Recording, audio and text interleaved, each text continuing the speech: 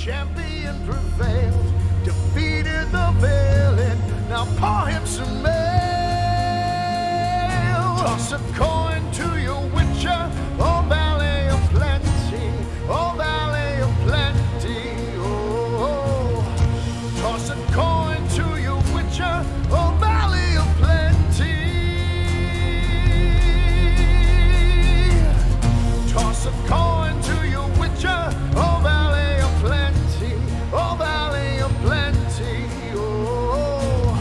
Toss a coin to your witcher, oh valley of plenty. Toss a coin to your witcher, oh valley of plenty, oh valley of plenty, oh. Toss a coin to your witcher, oh valley of plenty.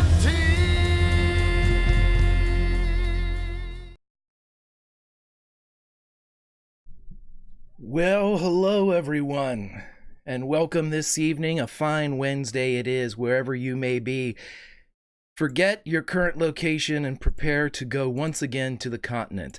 Prepare to go to the land of the Witcher, the land of magic, the dark hub here at our Talsorian Games, The Witcher. By the way, if you would like the core rulebook, our giveaway has started, my friends. Exclamation point PDF. Enter to win your own copy. We gave one away last week. We're giving one away this week. It is here for you to start your own adventures. Now, everyone, it's time. This is going to be an interesting one as we start immediately in our first combat here in the Witcher system. It's against a rock troll, and it's not against the party. It's 1v1. Eris the Witcher versus a rock troll. So we'll see how it goes. Currently, as we are doing things a little bit different here, and you can see, let me see, is it this direction? I think it's this direction. Up into the corner of the screen, you will see the active missions for our PCs. Right now, they have the sickness of one left behind and nary a bridge in sight. Just like the video game, once these are filled in and completed, the cast will get IP, the version of experience points here for The Witcher. Now, as they are working towards, thanks Hawk, as they are working towards that, I would like to let you know that with the giveaway started, how else can you help in effect? Well, Hawk just proves my point. If you look straight down, you can see that there are several ways to help the party. You can aid them by giving them a dose of Swallow, which is a healing potion, an elixir that the Witchers use. It's good for all of our Witchers, though. So you'll be able to, all of our characters, so they will all experience the benefits of such. But we also have a couple other things. If you would like to make the situation more difficult or challenging for our characters, we do have what's called Winds Howling. And as Winds Howling ratchets up with each donations, things get more and more difficult for the players. Now, if you're of the other bent and you would like to help, you can donate to how do you like that silver? And that makes things easier for our players by giving them bonuses on their rolls. You want to see Gaunter O'Dim? Gaunter O'Dim can show up with a donation. And finally, we have the campaign-changing donation that accesses the Wild Hunt. This changes basically the entire scope of the campaign by adding the Wild Hunt to the events that will unfold.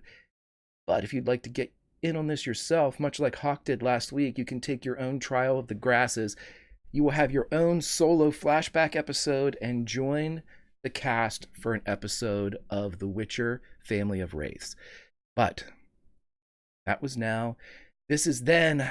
I know all my players are listening to me, which is something that I just can't have right now. So I would like all of my players, except for Josh, to either mute or take off your headphones. You aren't in this combat.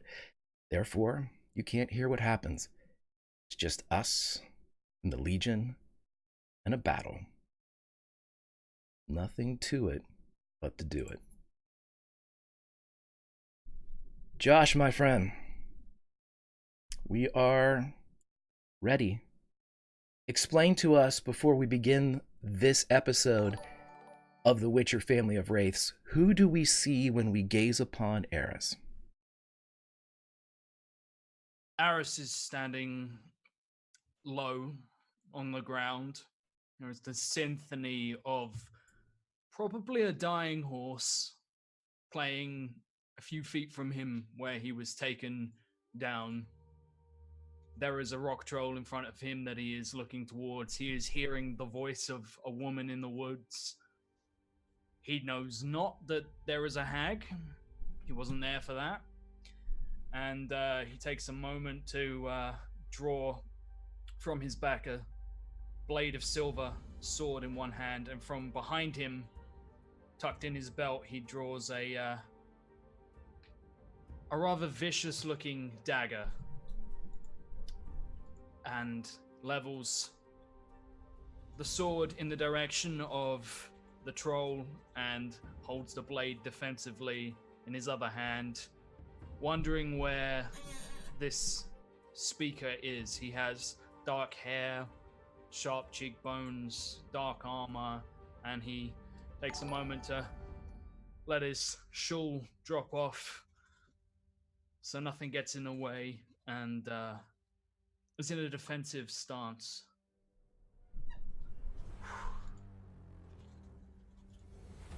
You see this. You know that this is dire. And as the speaker that issued the cackles before steps out behind you, there isn't any more conversation. This is as primal as predator and prey. While the monsters and the witchers know the monsters know the witchers. They know when to fear those that walk on two legs. And the rock troll and the hag look, they see, and they leap. I need you to roll some initiative, my friend. Okay.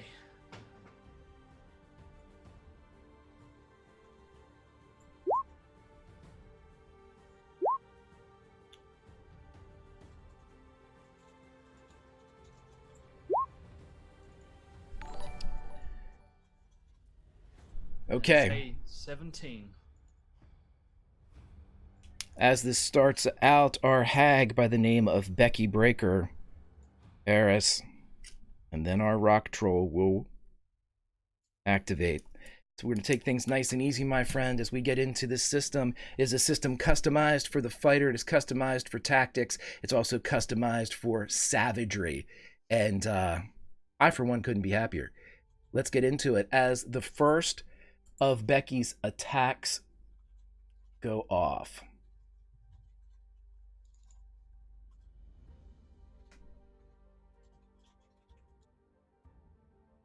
For a critical. A good crit or a bad crit? It's a, well, depends on who you're asking. Wow. Am I dead already? All right. So just so you know, the die exploded twice for Becky. I'm going to need you to roll me a D12, my friend. A D12. Okay. What kind of attack is this? Do I see it coming? You don't. Oh, wonderful. 12. Okay. I mean, no, you do. You can absolutely attempt to dodge this. I will let you know that the current score stands at 51.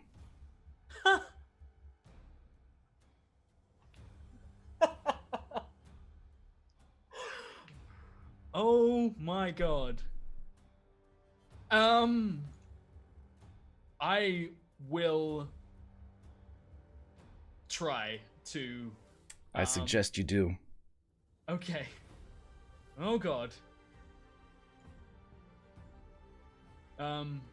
Any modifiers or anything? Nothing against you, but you Okay. can roll your dodge here, yeah. That's a 29, which is a good roll, but not. It's good, but it's not great. And you rolled a 12. My friend, this is A deadly critical. This is decapitation.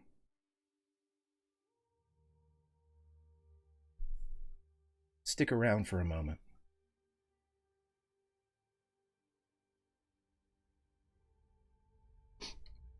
Put on headphones.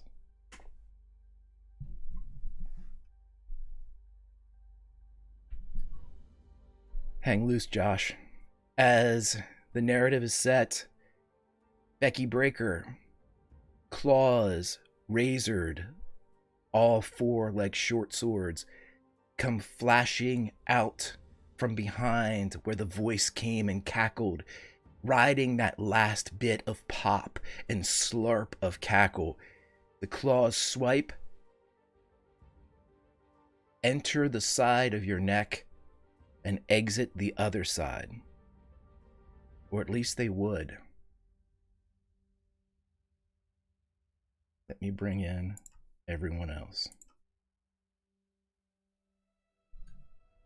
My friends, to bring you up to speed, the very first attack was a deadly critical and decapitation from the hag to Eris. Not good.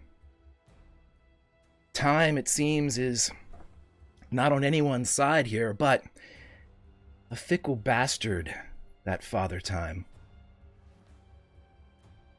Turn that down a little. Fickle bastard, that Father Time. When seconds are the currency and you own all the banks, I suppose no one can stop you from being a bastard. Time is marked by many things: the seasons, the moons, stars, lives, the beating of a heart, or perhaps the absence of a beating of a heart. A few beats ago, Eris of Gesso was ambushed by a rock troll and a hag.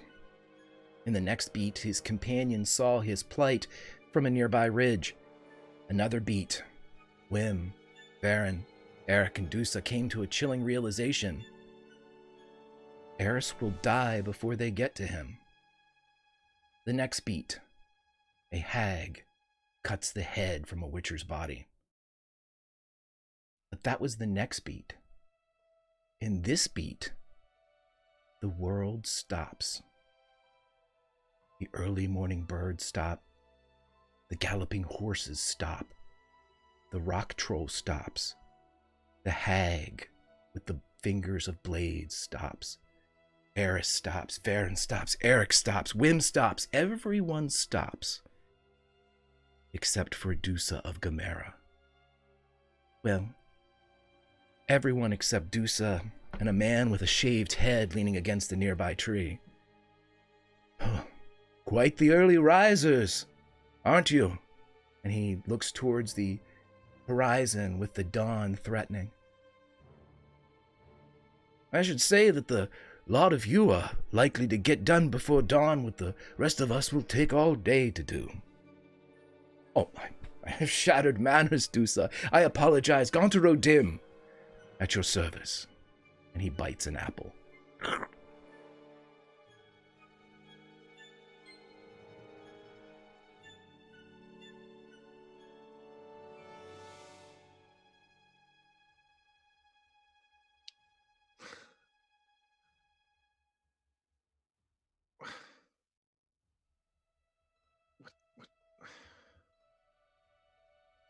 What happened here? Well, I'm sorry to say that, a friend on the other ridge is going to die. Unless he can survive without a head. It's been known to happen. But that's only a problem if you, and he gestures with a hand with the apple towards Eris. That only matters if you cared for him. And if you don't like him, it's going to be a good day. Do you not like him? I had the time to find out. Undetermined. Do you know anyone that did like him? Yes, I think so. A friend of mine. Well, That's something. Friend of a friend. Yes. Particularly today. It's a good thing to have friends. I find it so depressing when those lonely souls with only one or two friends loses one. So haunting. It's something that sticks with you, especially in retirement. But that's just a bit of advice. So you know how it feels.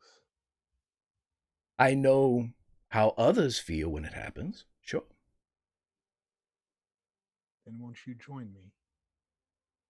In friendship? Wow, that's a grand idea.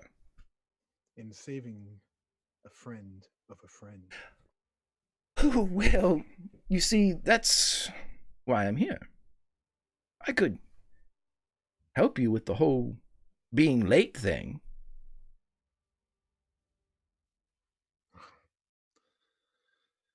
What can you do? Well, he kind of gestures around at the early morning that's not getting any older as time has stopped. Even in mid-air, a couple birds are in mid-flutter. I have a few tricks. Time is a fun thing to play with, but, if you do it too much, you'll go blind. I could help you, give you some time, head start, before everything cracks on and he loses his head. I have a better idea. Why don't you turn back time to before my friend was murdered? Oh, I stopped it. He's not dead yet. Can you see right between that poplar right there? He still has his head's still on. The other friend. Oh. That I cannot do. All right, then. This is a good morning. Good apple. Good friendship. Of course, I would only ask that in the future, the completion of a small task in recompense for everything that we're doing here. Saving a life. It's good. It's strong. A small task. Small task. Well, let's make sure it's a small task. Absolutely. And let's get on with it. So you agree? Do I really have a choice? Yes, I agree. Good. Good. I do believe, Dusa, that this is the beginning of a beautiful friendship. You always need one or two good ones. Go ahead. You're the only one that can go. You can save him, but the clock starts now. And you begin to hear a creak through the world as time begins to reassert itself. You see and feel the touch of the wind on your cheek as it begins to move again. Dusa, what do you do as the world begins to awaken? You know that if it were moving quickly, Eris is already dead. But you have a moment, 2, 3. How do you spend them? Just heals his horse and wheels it about and charges towards Eris. Roll me a riding check as you take off. All right. Riding. That should be under. What is that under? Reflexes? It should be reflexes, yeah. There we go.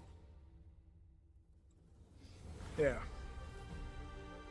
So as you ride, slapping the back of your horse for as much speed as you can get, the rest of us would see as you rush down through this trail, Dusa dips below a bird that is just beginning to fly again, barely missing it, his long locked hair kind of wrapping around its wings for a moment, altering the bird's course and flight.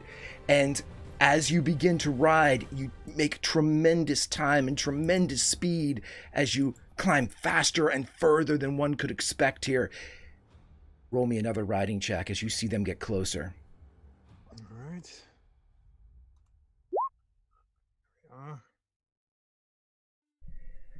And with a critical, I'd like you to roll another d10 for me, please, which is, you can look on your character sheet along the right-hand side. You'll see the quick rolls. Yeah. You can roll that critical for me. Oh, yes. Okay, that's not a fumble, but that's... so with a 21, as you are riding, again, making time, looking like a god, Mercury himself did not travel this fast. As you zip through and around the awakening world, and as your horse thunders up dust that hangs in the air, still not dripping, still not floating, it's still part of this sleeping scene. You ride and begins to take shape as you see the rock troll ahead. You see the blades of the hag as she comes in, sweeping across the throat, getting ready to decapitate Eris. And with one last roll, I want you to roll an athletics. The only way you're going to get there in time is to knock both of you out of the way. All right, athletics. Here we go. Yeah. Use the luck. Doesn't need it, as another critical is rolled by Dusa of Gamera. Roll another critical d10, and we will add that to your critical. 2 crits in a row for Dusa of Gamera. Double crits. Here we Double go. crits. So with a 26, I'll allow you to finish this description, but as the horse thunders into the area, Dusa, you jump into the saddle and launch yourself into the air, pulling your swords as you go, creating this arc in the sky, this moment suspended, a world stopped, except for the retired Witcher. As you fly, the hair around you, in the background, Gaunter O'Dim, who has rushed using only his legs to this position, has watched your entire race with a look of awe, and he says, "Look at that. Look at that." As you launch through the air. And just as the hag's nails come in to take the head from Eris's shoulders, you tackle the Witcher to the ground. As both of you roll, time resumes, and you are standing shoulder to shoulder with Eris. Roll initiative and add right. whatever you want to that. Here we go with...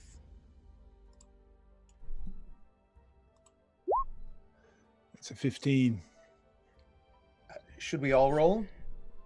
You can all roll. Yeah, go ahead and let's take our initiative right now and get in here. That'll put Dusa in between.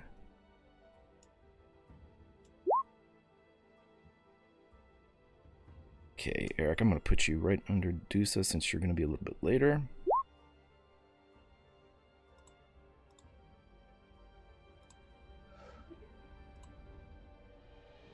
Baron. And I just need Billy. Initiative's a quick roll on the side of your... Quick roll. Yeah. Yep. Love those quick rolls. They're good, they're good. Perfect. Alrighty. So everybody, as the world begins and the world jumps up again, Wim, Varen, Eric, Dusa's gone. Dusa has disappeared. And as you're riding, your horses resume. The bird that was knocked sideways flies straight towards your group and then pulls up, having no idea how its course was altered in such a way. But as you're riding, you see up ahead Dusa's horse. You witness the flight in the air of Dusa as he leaps from the back of his stallion, comes down, and there is a rumble and a crash, and then you dip down into the rush, the little valley, and you see no more. I will need riding checks from the riders, which I believe is Eric and Wim, as you begin to make best possible speed to this area. But that was Becky Breaker's move. She sacrificed everything to do what she needed to do. Eris, we go to you, as all of a sudden Dusa of Gamera is there, and you have no idea how.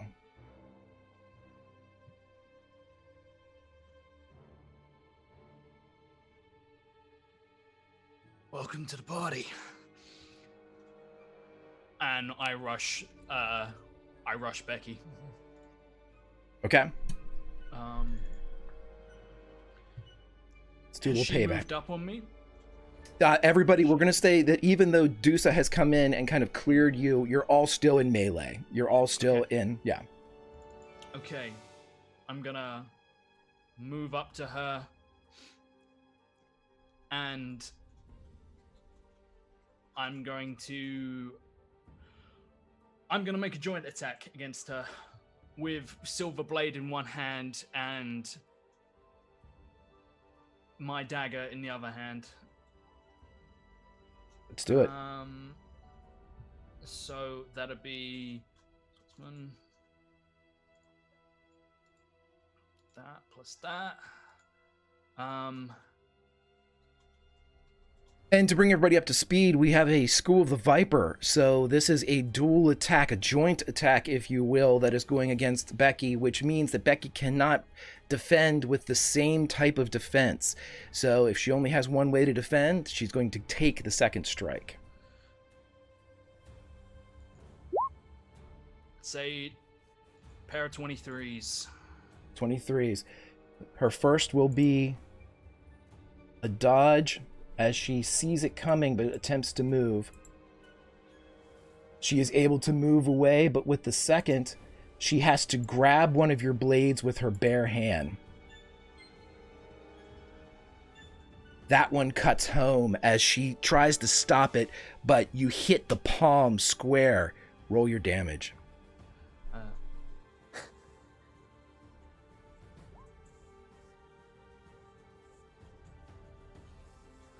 And I'm gonna roll for your. Okay, you didn't get bleed with that one, but you were able to hit for 11 damage to Becky. And as Becky takes this shot, she squeals as the point of your blade pierces almost in a stigmata, it punching out through the back of her hand. As she rips it back, her blood, more ichor than anything else, sprays everywhere. Immediately going to take an extra action, if you'll permit, and take another 2. Absolutely. Burn that 3 stamina, and let's do this. And this will be at a -3 as you. Yeah. So, that for a... yes. That, and...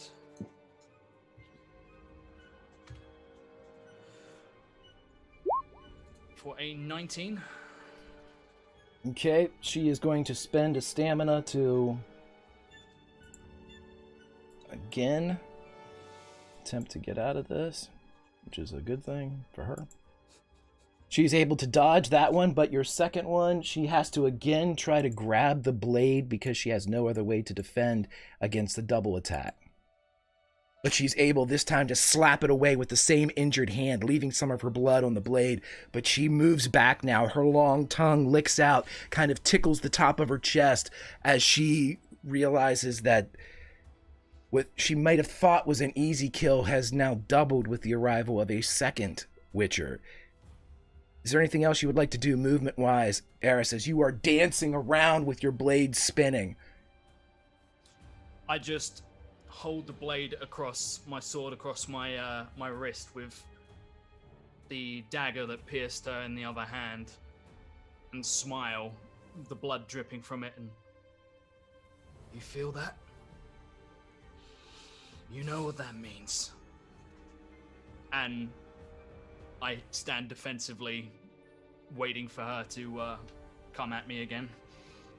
Absolutely, absolutely. And as you stand there watching and waiting, she does indeed know what that means. Everybody else that's wondering why Gaunter O'Dim showed up, we had a donation last week specifically for Dusa, for Gaunter O'Dim to show up, and this is one of the many ways that Gaunter can help. And so the tale was altered by donations from our fans, the Legion. Remember that you can also do that as well. But as it stands right now, we have a hag, we have a rock troll that has done nothing yet, and we have another Witcher who has done something. Dusa, it's your turn. What do you do, my friend? Well, Dusa will wheel about towards the hag. He seems very eager now that he has an enemy to focus his rage upon. He focuses on that fire, the fire that burns inside him, the fire that he sparked when he saw his friend burn.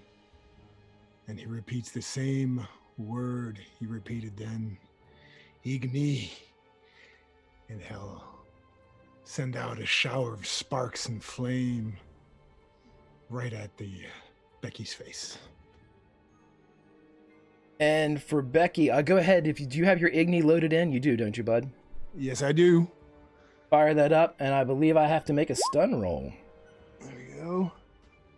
Uh, Maximum stamina in this, as he is releasing pent-up emotions. okay.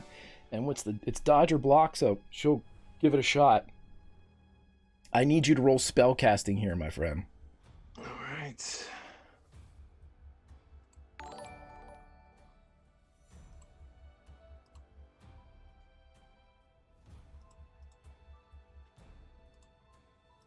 There we are. It's a 20. With the 20, as this is a big one as she tries to jump away.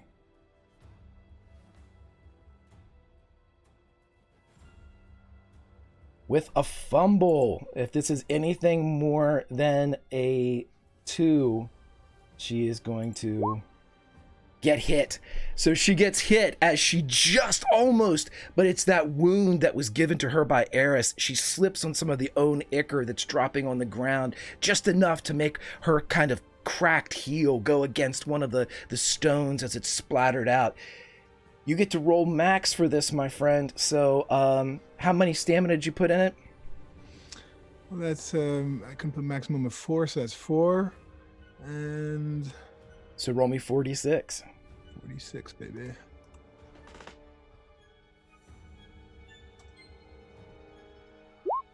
There we go. With 11, and then anything 1 to 50 is good. As Igni hits and licks up on the hag, you see her continue to burn as her hair, long and wet, begins to sizzle and steam, and she moves back, wounded by this attack. You have the ability to spend 3 stamina if you'd like to do something else, my friend. He will do something else. He'll keep the fire burning, if that's possible. Yep, it'll affect her every round. I believe it's 2 for every round. I'll double check on that. Yeah, as long, she has to stop to put herself out. So Okay, yeah, it'll affect her every round, but he wants to shout again, Igni, and keep the shower of flame going. yeah, it is 5 every round. So as she burns, she's burning good. You can do another attack here. You can do an additional Igni if you'd like. He's doing it. Okay. Maximum stamina again. So another spell casting. Please.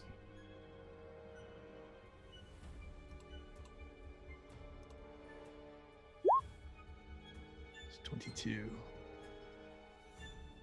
She needs to make a dodge.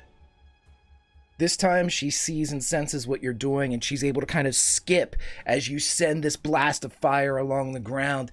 She's able to get and move out of the way, where before her feet betrayed her. This time they were sure, and she jumps over the fire as it licks up beneath her, but her shoulders and hair continue to burn. And so with that, it is the rock troll's turn. As the rock troll lumbers in behind, it swings at Dusa.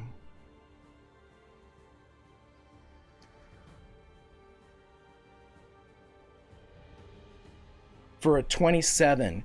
Dusa, I need to know if you want to try to dodge this, if you want to try to block this with your sword, what you're attempting to do here to evade this, and then roll for it. He's definitely going to try to dodge. He's going to try to roll away. As he, we have a quick button for the dodge. It should just be under reflexes, and it should just ask you for one thing, and then keep it at 0 and let her roll. It's a 16. Okay, so this is going to hit as the freight train with feet sends out a shot to your left arm. And it does 25 damage as it smashes into your left arm. That is halved because it hits the left arm, and arms, I believe, are half damage. So it's going to do, always rounded up here at Artausorian, it does 13, which I believe is soaked by your armor. I think you have 16 on your left arm. That's correct. That is correct. When it hits your left arm, though, even though you're able to kind of move out of the way a bit, you can feel the ring mail. You can feel your jacket tear and sunder as this hooks in this fist, this naturally craggy punch hits and shreds your armor. You're going to lose 2 integrity to that section of your armor as the durability fails from your left side. Copy that. I've got that one for this time. But Thank you. again, the creature is going to take another shot at Dusa, seeming to square up with this new arrival. This time it's a 21, and you can dodge again if you would like, but you must spend a stamina to do so. All right, he's going to dodge again. And it's an 18. Again, the punch comes in. This time, it is going for the left leg. As it drops 22 large on the left leg, down to 11. Again, your armor soaks it as it's hitting glancing blows. But you know when this thing is hitting so hard, it's causing the metal kind of stripping in your pants, the studs and whatnot, to get ripped from it. It's just not capable of withstanding this type of punishment. You lose 2 more durability from your left leg as it begins to just rip through you. As we go to the top of the order, which is Becky Breaker, I would like 2 more riding rolls from Eric. I would like to take an action on my turn. Sure, absolutely. What would you like to do? I would like to shout out to Eris. What's your range on your shout? Well, I mean, are we within audible distance? Can they hear us from where we're at? Well, yeah, if they weren't in a horrifically lethal fight, they might be able to pay He's got attention. some pipes on him. He really does. We heard last episode. I would like to yell at Eris, if I might. Okay. I would like to yell to Eris, Master Eris, strike the troll in the belly! And I would like to make a roll, please. Sure. Eris, your will, I believe, you told me what your will was. I need to roll higher than a 12 with this roll. I roll an 18. If you do attack the troll in the belly, on your next turn, you will get a +3 to that roll. Okay. As I continue riding forward. Very good. So, riders, let's make riding rolls. And yes, I see in Zoom chat now that, remember, spell casting, you can only stamina up to your vigor level, correct? Isn't that what it is? Yeah. So, we'll adjust that going forward. And Eric. Wait. I'm coming too, right? Oh yeah, you're on the horse. Are you doing anything? Are you? I mean, I didn't last turn, but I'm just moving closer. That's all I'm doing.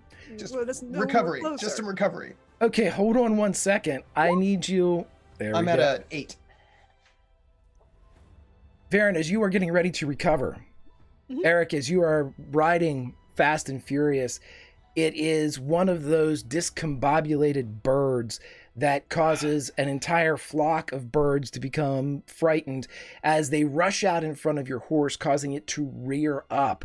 I need athletics rolls from both of you, or you're going to go a tumbling. Whim, you shoot ahead. Oh yeah, that's right. I'm technically on your horse. It's fine. It's fine. Athletics, you said? Please. This is gonna be awkward. Super awkward. You're looking for a 15 here, friend. Oh, that's so funny. I'm going to fall off my horse. That's just a thing that's going to happen. I'm gonna spend the 4 luck to succeed. I'm Okay. gonna spend the 4 luck. I can do that. Here's how this plays out then. As the horse rears up, Eric, you flip right over Varen. Varen was ducking, kind of gathering herself. You roll head over ass, crash down on the ground. Varen, the reins are in your hands. If you wish to ride off and leave Eric, you are now the rider of this horse, but you have kept saddle. Sucks to be. Yeah, no, she's barely gonna be aware of what's going on. I don't think she's got enough control to wheel the horse, come back for you, and then keep going. Okay. She needs to close distance. You take 2 damage to your noggin as you flip over, Eric. You don't have a helm or any type of protection on your head, do you? On my head, yes, I do. I have 5. I've got my little double woven hood. Okay, so what happens is as you smash against that, you would have taken 2 damage, you don't, but your hood itself is going to take a point of durability as you lose a little bit of what makes it so special. Whim, you shoot on ahead. You perhaps don't even see this. You're kind of eyesight fixated on the battle ahead. You will get there next round. You will have the ability to ride in and do something. But yes, Billy. Can I prep by the first ride I would have noticed there's combat and put my helmet on, and then the second ride can I spend an opportunity to cast Quen on myself? Yeah, absolutely. So that'd be 10 bonus hit points. Just out of curiosity, how much distance do I get? Are you leaving him? You're taking off? Yeah, I told him I said I was leaving him. I'm sorry. Okay, roll your riding then as you take over. This is I'm just the bard. Don't even worry about it. It's not personal. Take 2 It's stamina off professional. too, Billy. Make sure you drop yourself by 2 stamina. Okay, with a 13, you have that moment where it's all, like at the end of Indiana Jones and the Last Crusade, I know the way, and he rides off and you kind of takes a second to wheel the horse and get it into control, but you're able to get, you probably make about half the distance you would have had there not been the mishap. You still can't see them though, you're kind of coming through the valley up the lip. Okay. Yeah. Whim, Tell me when I'm within like 10, 20 meters. That's all. Sure. To put it mechanically, next turn, should you make the roll, you will get within visual sight, but you won't get it within like melee abilities. Billy's Whim will get within melee in his next ride. That's fine. I'm more good with that. Okay, so as we reset and as everybody comes in, we go up to the next round of combat. This time, Becky Breaker, seeing that there is definitely a problem afoot, is going to turn her attention to the person she thought she had taken care of before and attacks Eris. Feeling that bite and knowing indeed that it is Silver, she attacks. This didn't go well last time. Again, those claws come in with a 28. Spend 2 luck. And if I parry, does that hurt her? Parry, if you do so at a -3, and what it'll basically do is as you parry, it doesn't do any damage to your weapon, but you can set her up for, let me see, what's the parry do? We have it in our Bible. I think it just stops damage, whereas everything else will damage it. Okay. In which case, Oh no, it can stagger. It can stagger. I'm gonna dodge. With +2 to this, So And if the creature who's staggered, I think, can't block the next, can't defend the next time. With a 29, though, the dodge is just escaped. This time, the blades that had potentially the ability to remove head from neck come within a beat. And she sees and swings again with her opposite hand, the one that is unbloodied. Desperate to finish what she believes she should have before. This time a 30. You can spend a stamina as you move to block. I will do so, and I will also...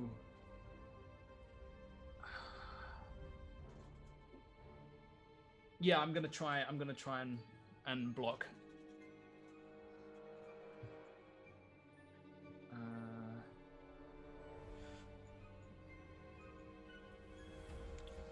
I'm not sure I can. Give me a sec. Use your swordsmanship. Open up the main menu, and you have a block option in there. I can't do block. It won't let me click on it. You can't. It's very finicky. You just have to get it right at the right spot on the button. Yeah, I see. Yeah. That's what we learned in Trooper's flashback. You're like, wait. What?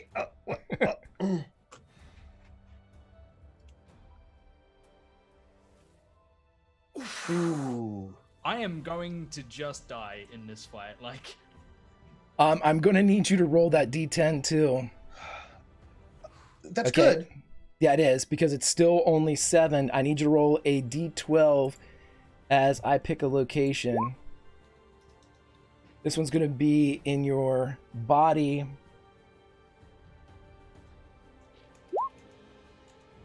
Oh my god. Oh my god. is that slashing damage? It is. And I need you to roll that D12 for me, please. Gadzooks, as one might that, say. That was not. With a roll of a 1, you do... No, that wasn't. It was 3. Sorry. Okay.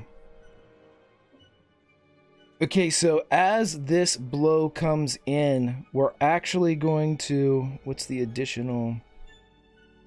We'll play this one by the book with a simple critical. As your leg, in addition to all of this, your leg is sprained. And what is your armor equivalency on your chest? I believe it's an 11, right? 11, yeah. With the additional damage of the simple critical, you are going to end up still taking 20 damage as she slashes and rips into your chest down through, exposing and splintering much of your armor, piercing straight through it. And it goes down with such force and with such rage that it actually clips your hip, causing your leg to be sprained. Your speed is reduced by 1, as is your dodge roll.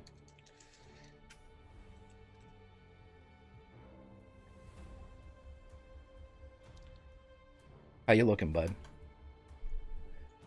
I'm alive. Good, because it is your turn. Okay.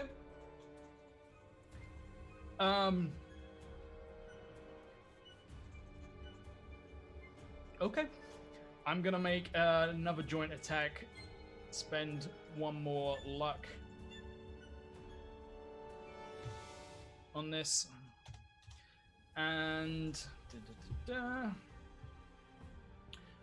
so I believe I can do what the moves I can make when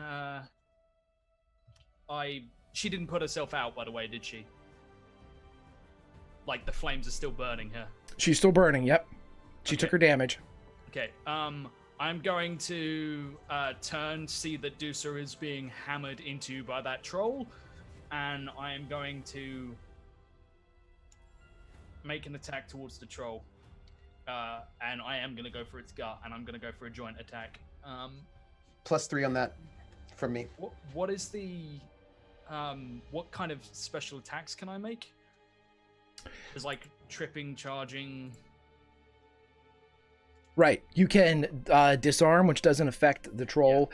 Yeah. Let me see what else. I'll tell you exactly with our handy dandy. Charge trip, disarm, feint, pommel strike. And the feint is deceit for your first, and then... No, there's no. I won't be deceitful. Not a chance. But what does charge give me? If you take a full round where you're running, you get extra damage, but... Okay. Yeah. In which case, it would just be a standard joint attack. I'm aiming for its torso. Okay, take a -3 on just the called shot. And the +3 from me. Yep. So, yeah, it can go equal out to 0 then, I guess. Yep. +1 for luck. Gotcha. Luck into this. So, 27. 27 as going to attempt to dodge, but does not do so. Roll your damage as you are able to slip into a torso shot, which will be full damage with whatever you roll. Is it 3 to damage as well, Eric? Okay. No. Is it with both weapons? It's, No. It's because I make the nature of my attack. I make them both together. So Yes. do I hit with both, Greg? You do. It tries to knock one away with a hand. It tries to just dodge out of the way, but both of them strike true. Okay, so silver is. Does it take silver damage? It does, yeah. So that's 5 plus 8 plus 13 from my poignard. Okay, so that was total 25? Mm-hmm. Okay, so with each of those, you can feel that there's still armor on the belly, but nothing like what it is on the rest of it. So as the creature gets hit, you can see and feel your blades sink into the belly as you're able to kind of rip them back, and the creature as it feels those shots, perhaps for the first time in a long time. And I will give you this one for free. As soon as you sink the blades into the stomach of the troll, you hear from over your shoulder a small voice. And the small voice cries out, yelling with an emotion. Don't hurt him!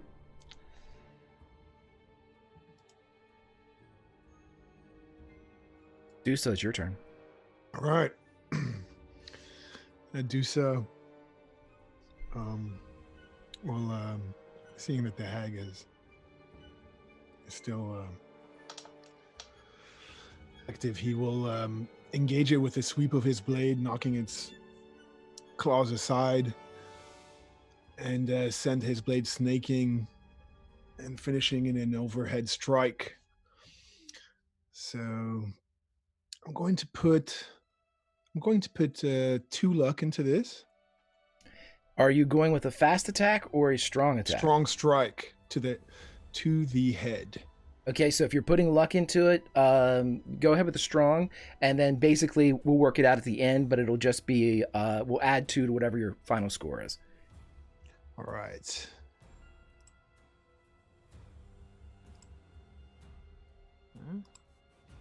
Yes. He's using the silver sword. And for the head. Damn.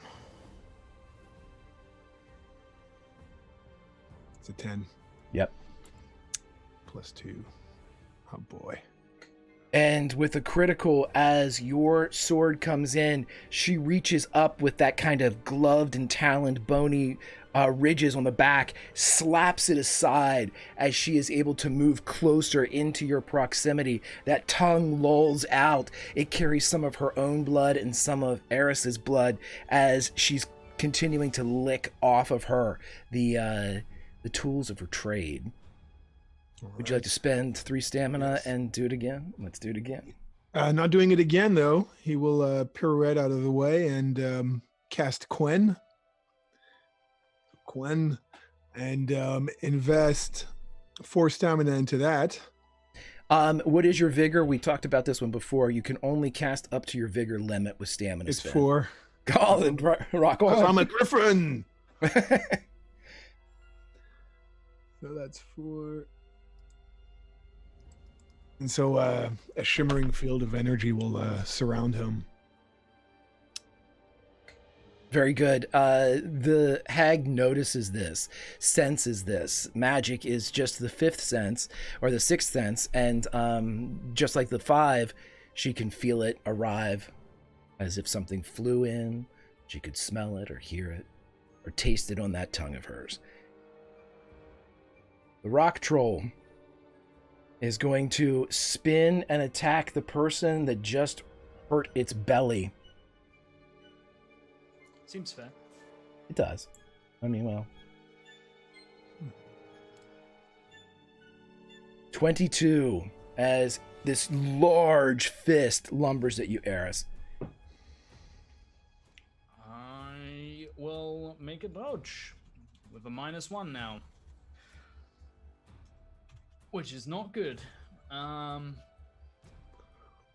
22. Was that with the -1 in there? Yep. Oh, fantastic. Always goes to the defender. So you are able to just scoot away as this just grazes the stubble on your chin. And it turns and throws another punch at you.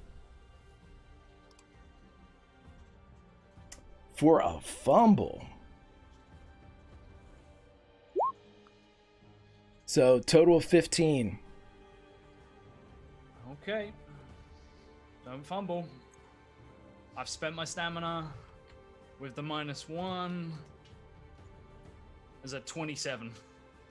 So both shots that come in right and left describe how Eris gets out of the way. As the first one comes in, sort of everyone's going for his head, for his throat today. He sort of lolls his head back for a second, and then the second strike comes in, and as he sort of like comes in over the top, Eris will counter by bringing his blade low and probably forcing the troll to sort of like bring his arm down before actually throwing the punch to sort of cover his gut where he's been stabbed. Whew. Eris, as you bring the hand down, it does thunder into the ground, causing a print, and almost like an American football player getting down ready for the hike of the ball, the shoulder drops, this massive, craggy outcropping drops, but it gives you a gift of the view from behind, and just as that shoulder drops, you see the head of Wim come up over the crest as the long hair is blowing, mixing with horse mane as we go to Wim right now. Can I Wim, say one thing real quick? you sure can. Level the blade at him, at this rock troll, and just say, knock, knock. Who's... What? I'm at 15. Does that goes before Wim, yes? Right. I'm just, at this point, yeah. Eric, I'm assuming you're running to get... Running, and I want to yell at Wim. Sure, okay, I'll let you yell at Wim, sure. I'm going to running closer. I'm going to say, Wim, kill the hag! Wim, what's your will? It is my birth name. William. No. What is your will score? Oh, is that where do I find? It's one of your stats. Full stat. Will. I'm looking up here. Right 7. Okay. Ooh. Wish me luck. Nope. Sorry. You still hear it. I tell you to kill the hag as I'm running on foot. Roll me in athletics, Eric, just to see, how fleet of foot the bard is. Oh, I'm not fleet of foot. Well, you never know that. It's the heat of battle here. We had 2 crits to start this off. But they were all from the hag. I feel like 12. Eric's just pumped. I mean, just really moving, Sorry, I could not be more inspirational, Wim. The Benny Hill theme plays. Okay, Baron, as you climb up the hill, you are behind Wim by several lengths, but you crest just in time to see this dire situation as Dusa is kind of stepped off from the hag. You would notice that kind of shimmer about of the sign. The hag is moving. The rock troll has just punched down in front, and Eris looks like he's been through a bit. So I think what we need to do is take a moment and all have a little bit of a breath, right? So we should maybe freeze things a little. I like that idea. And she just pushes her shoulders back and casting from the horse, because I can do that. And You can hear, yeah. I can do that. She's going to cast Rehui at the troll. Okay. And so It rolls a dodge to whatever you spellcast, so I'll... Cool. Her spell casting roll is here. It doesn't... You got it. By 1. No, So- I haven't rolled it yet. Yeah, I rolled the dodge. You still got it by 1. So even with... Yeah. She it now is frozen in place as ice begins to grow on it for 4 rounds. Okay, as soon as this would It kind of hit... slowly starts to come down grow up for ice coming up from the top. From Okay, the feet and growing up. Yeah, it reduces its speed, it reduces its reflex. So I will make that adjustment on the stat. Taking that down by Patoosh. And as the ice would begin to creep up, perhaps you would be able to see this, Varen. A small girl with long black hair, a blue shirt, and what would be like deerskin or fawn leggings is up in the woods behind the hag. And as soon as the ice begins to form and the rock trolls, as it looks down, she yells out, "I won't go back! Don't hurt him!" I can spend 3 stamina to take an extra action, right? You can. Because she's still riding the horse forward. And she's still going to but she sees the girl, right? Yes. She just reaches out a finger and whispers, although no one else can hear it, only the girl in her mind. If you don't want to go back, tell me now. Where do you want to be? Because it's going to be a little bit hard to stop 3 witchers from killing a hag and a troll, darling. You get this response. The child reacts quicker than you would think to this kind of mind intrusion. But the child says, you hear, "I won't go back. I want to go home to my family." That's all you get at the end of your round. All right, then. Whim. You see the ice begin to form on the rock troll. You know that the sorcery is apparently in play, but this is your turn as you thunder forward. You hear the knock knock. What do you do? Do I have the potential to get into melee with the hag at this rate of speed? I'll have you roll in athletics to do basically what Dusa did and jump over the rock troll and land at hag level. Here's what my game plan is, because hashtag theatrics. I want to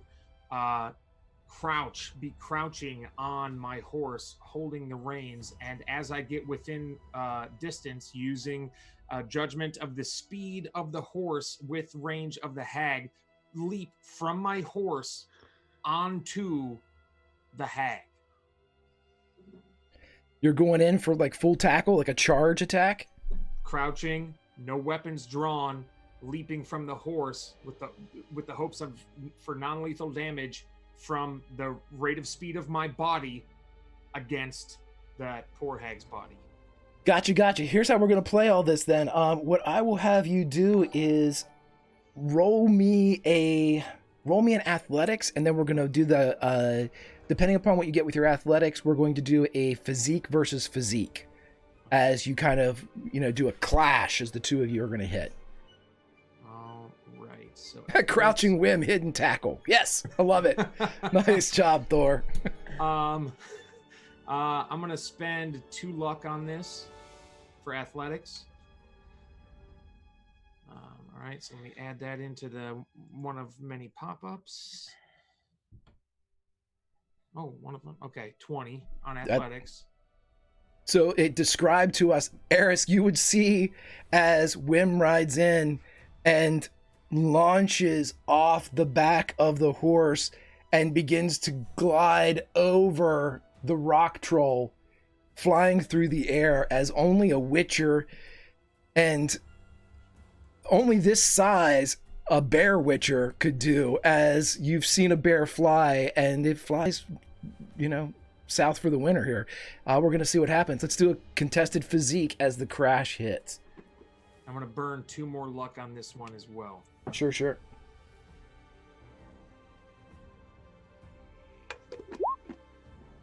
You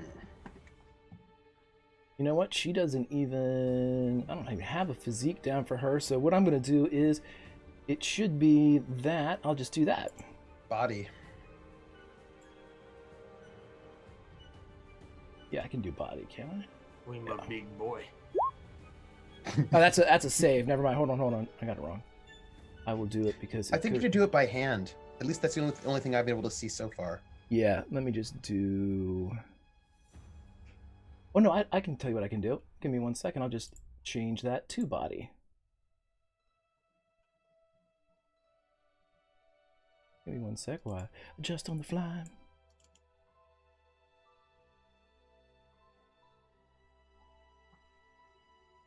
$25, so there is a hell of a crash as the two of you lock, but it is the bear, the flying bear, that wins as you feel this kind of soft yet firm flesh covered in the blood of Eris and itself. You bear it to the ground. And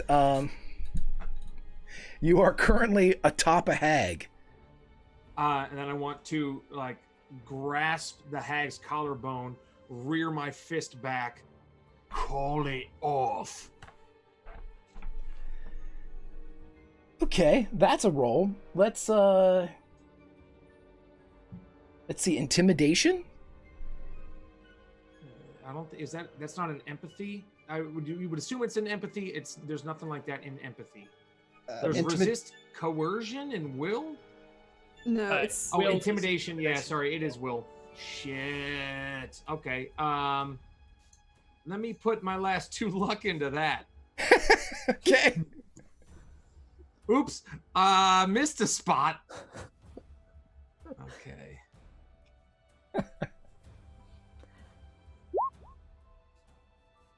20? I added the 2, and so 18's with the 2. Nice. 17 with a fumble. So just to see exactly, with a 13, Becky Breaker, the hag, you feel a bit of the fight going out. 1 Witcher's bad. 2 Witchers, terrible. 3 Witchers, and even the arrogance of one born of the Convergence knows when they're beaten, and Becky's shoulders slump a bit. And are you allowing her to say anything? Because that tongue's kind of lolling, and you have...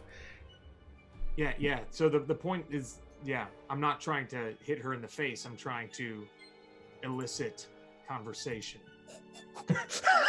via flying elbow drop. Okay. So What an icebreaker. An RKO out of nowhere.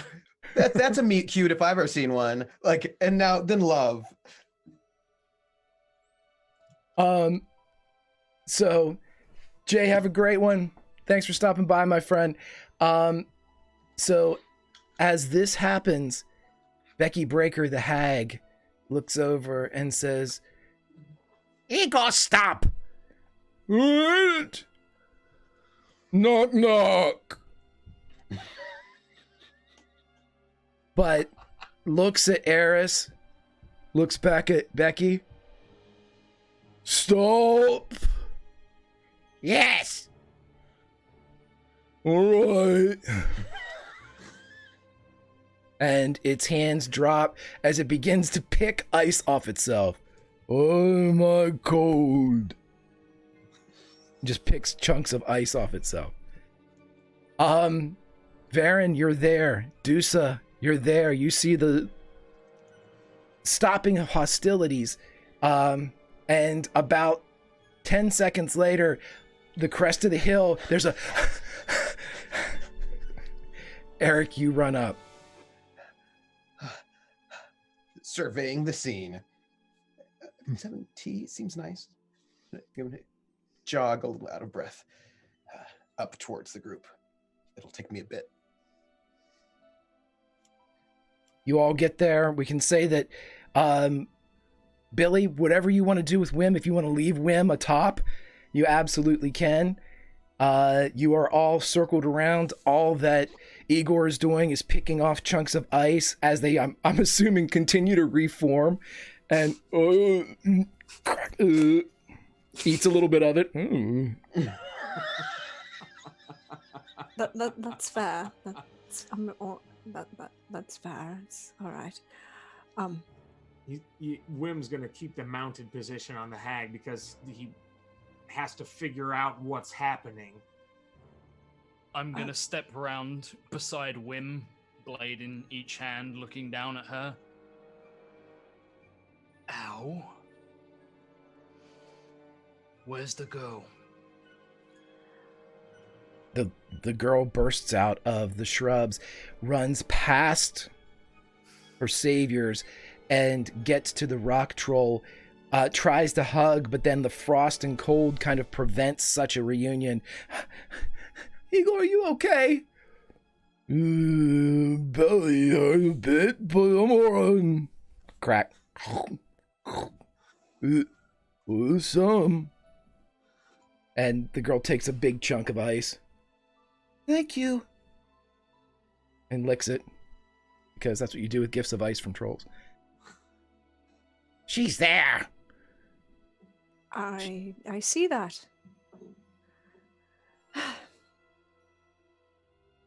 Would somebody like to tell me what's really going on here? I've had a very stressful day, and it interrupted a funeral of a friend. So, Wim looks down.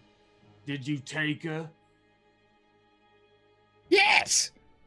Took her Why? back! She was yours? She was stolen. Go on. Human perception. Yeah.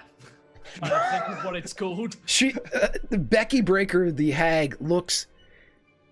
Let me up. No. It's rude. You are Yes. rude, man. Richard. Just cut her head off. That doesn't seem right. You see, we can talk about this later. That's not that roll was not right. Oh, it didn't roll the skill. that's what it was. Excellent. Thank you.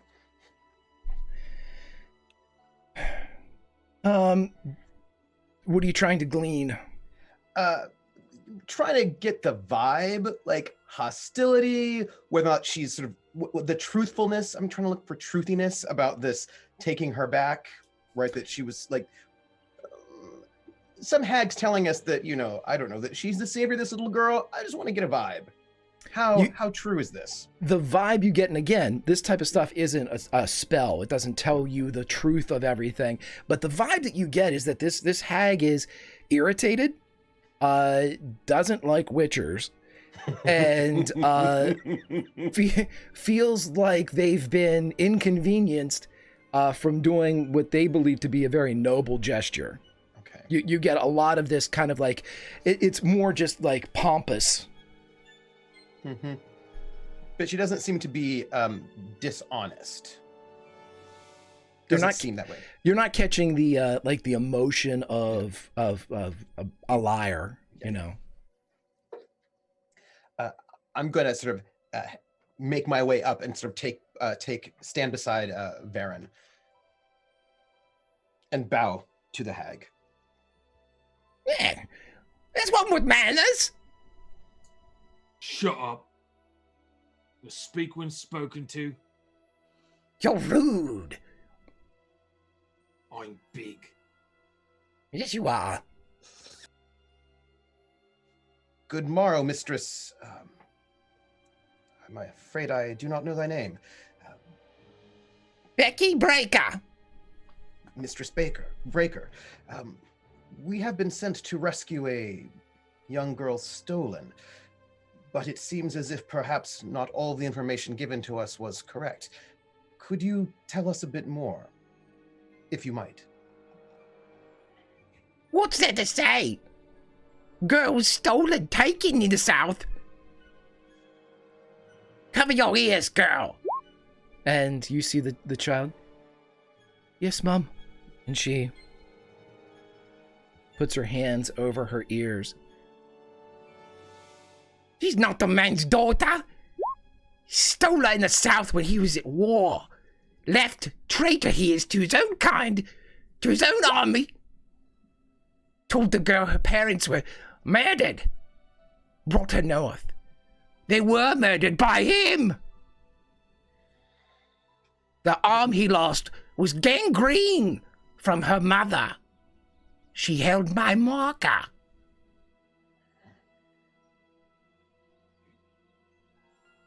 Varen, you would know what that would mean.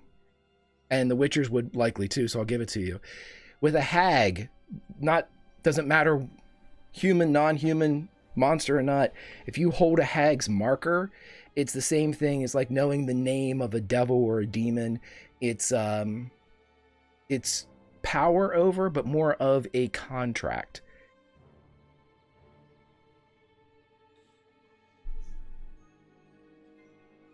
So where are you taking her? To her aunt's, Sintra. Sintra. Now we Correct. turn her into a hag. No, We don't No. turn anybody into a hag. that doesn't work. Witches. You're gonna take this child.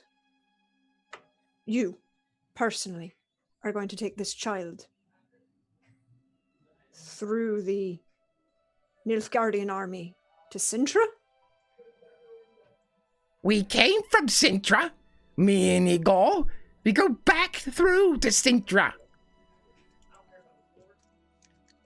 But we've got coin with him bringing him back. Bringing her back. All her about the money. dad. It's a profession. Now, I We didn't- suppose Use your professional judgment. Well, you- we're working on it. That's why we're talking, and you're still alive. Might I ask for small clarification, Master Witchers? Your coin is for bringing the child to the village, correct? Or the troll. Not if the child stays in the village. We can't bamboozle them. That'll put a bad mark on all of Witcher kind. Already have Nope. that. Nope. I'm just going to I'm sorry, child. What's your name? I haven't been properly introduced. I'll let you know as soon as Greg gets through his notes. Very important thing for Greg to be doing. Hold on. Looking. Peta. Peta, darling. All right.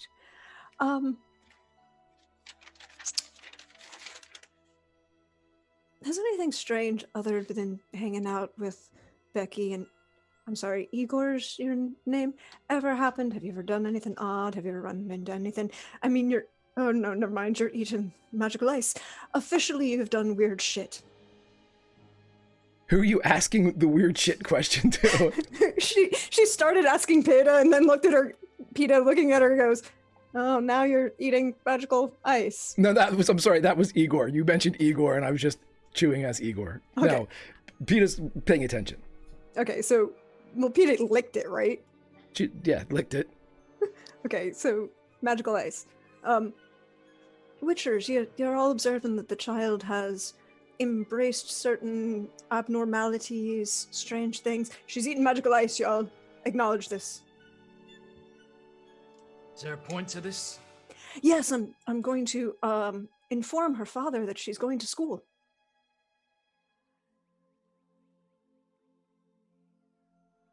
Could I make an education roll? I'd like some legal guidance.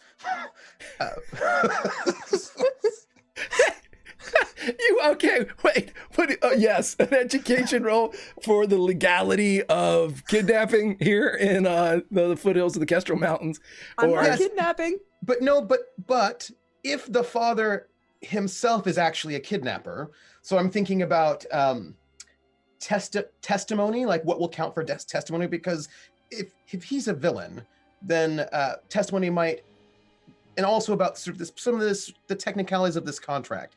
Perhaps if she's returned briefly for, basically it's about jurisdiction, who's got jurisdiction, about how to deal with sort of kidnapping father, who we would need for witnesses, how we can get out of this so that the small child is returned to her family or schooling, and people who are perhaps murderers and kidnappers and deserters will be brought to justice.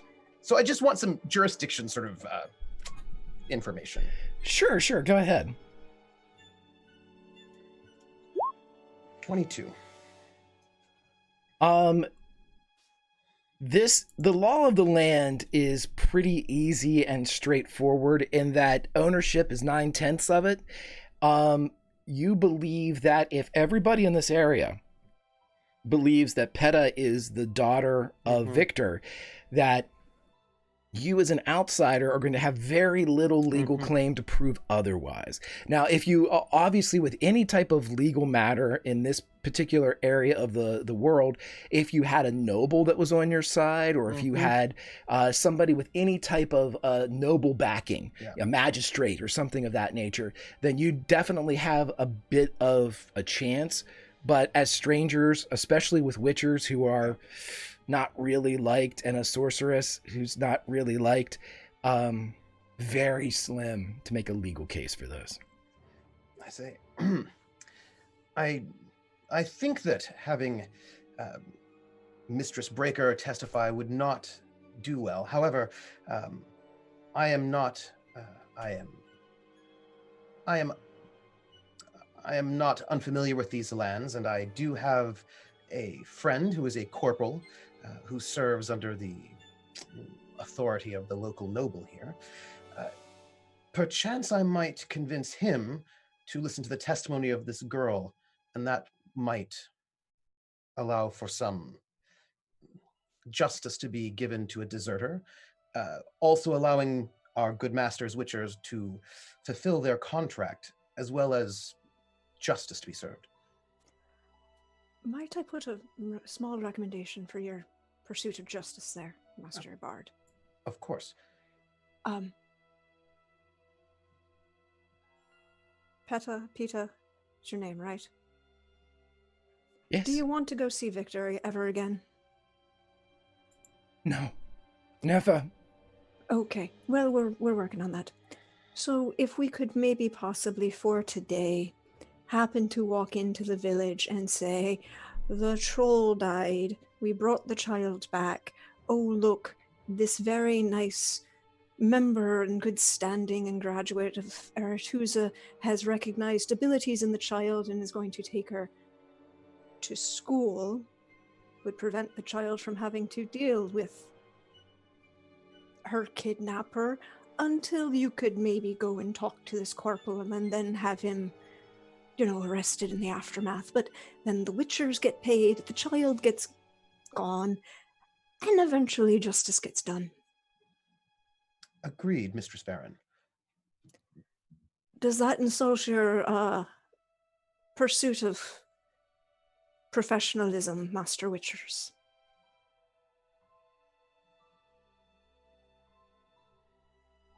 Opposed to it, but wouldn't mind some things as proof. Proof of what? Maybe taking a finger off the troll, taking a tooth off the hag. We've got to make a case, eh? Point of Only order. got 4 good teeth left. Point of order. I do not think the village people know anything about this hag. Yeah, the hag is not something they know about. And that We is no could disrespect, use- Mrs. Breaker. We could use things from them, right? Are we wrong to look in our own interests? How am I supposed to start an apple? I do not think we need any evidence. I think, good Masters Witcher, me think it best that the existence of the hag remain amongst us and not advertised. As will her teeth and maybe saliva. These are things that we could use. Eh? I'll give you some spit. Preferably in a vessel that he can carry it away with, not in his face.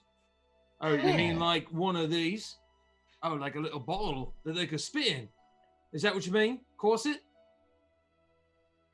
Master Witcher, you call me that again and I'll introduce you to exactly why you don't piss off a sorceress. Oh, it's just turning into that then. Because if you think I'm going to back down with some magic, you fucking... Ladies and gentles, manners. Continue. Don't talk over me again, Bard. No, Master Wim. It's not about that. I am being respectful to you. I'm merely asking the same.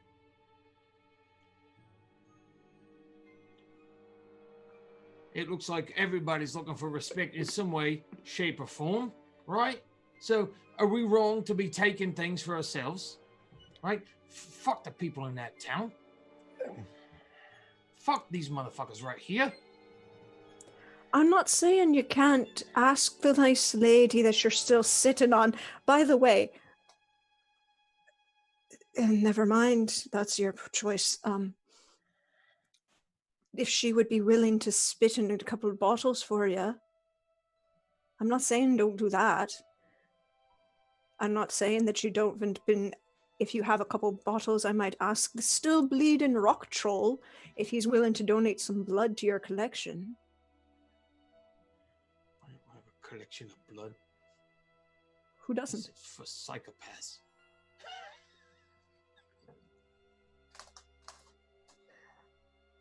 Listen, all right?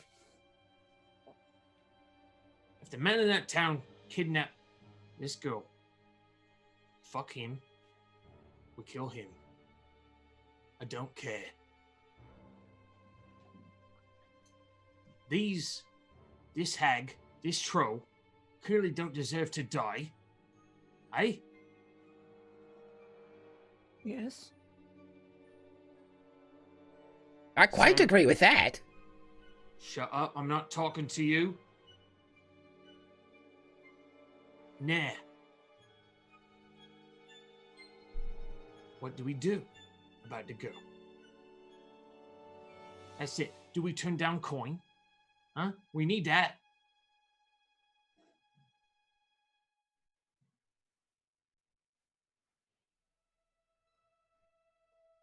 With The only way respect.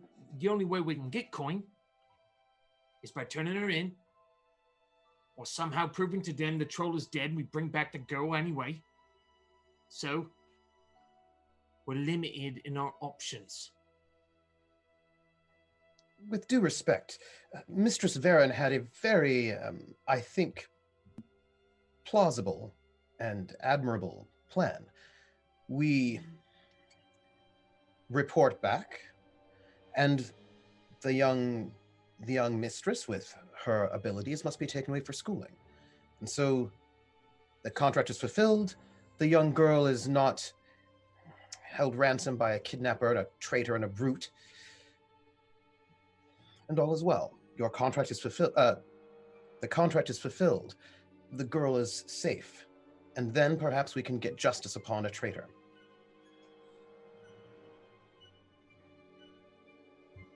Do we scare the man with one arm I'll for take letting care her of go that. with us? I don't want to hear anything from you, Aris. Nothing. I don't think I have to scare any gentleman if I just say that the girl is ready for training at Aretusa. If I say that, most people just agree with me.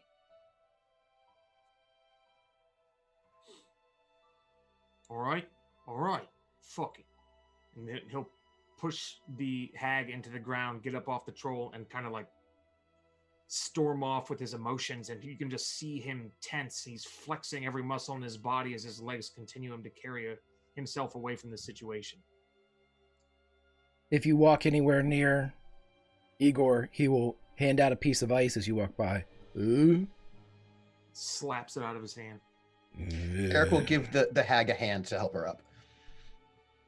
Thank you. Aris watches Wim leave.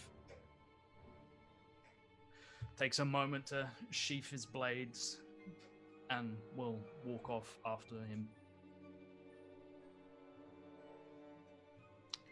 Dusa will follow suit. He seems a bit disappointed. He's looking forward to a kill.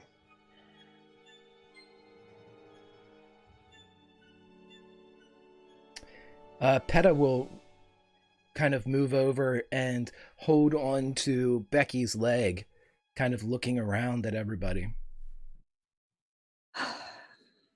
Well then, isn't this just what you get for traveling with witchers? You owe me for this one, Ezekon.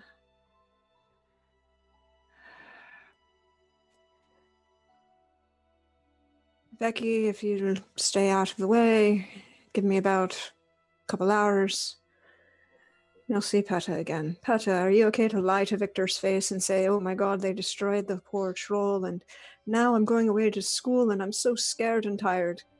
I don't want to go back. I don't want to go back. Mom!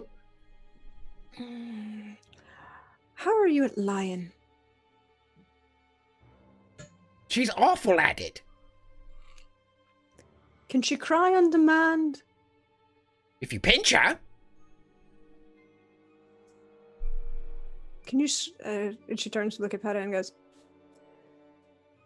I can make you cry if you really need me to. No need for an intimidation roll there. She's just... I don't want to cry. I want to leave. We're gonna make you cry, and then we're gonna leave, and then you're gonna see Becky again, but you can't let anybody else know it.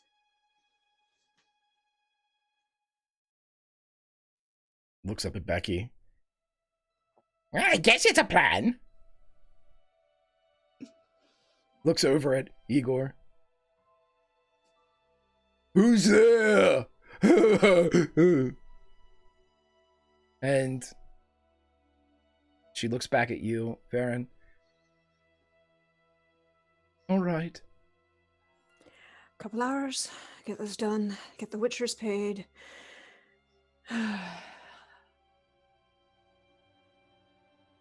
Honestly. And she'll kind of like open her cloak and wrap it around the child and be like, just stand there, and when you need to, just cry like you had a horrible, horrible day and things are just gone to shite. You're not real sure that's going to be a tough, horrible, horrible day to draw from. You think that that's a ready emotion, maybe. So what's the plan, my friends? You have a contract for a troll. All the witchers don't need to roll witcher training to know that you usually bring back something that proves that you killed said monster. And how do you want to approach the people of Bilt's Hollow? Was the contract for the troll or the girl? It was for the troll, wasn't it? Mm-hmm. Mm-hmm. Yeah, Wim negotiated for the troll specifically. And who did? I simply Eric- said that you are paying for the troll, not For the troll. girl. For the troll, correct.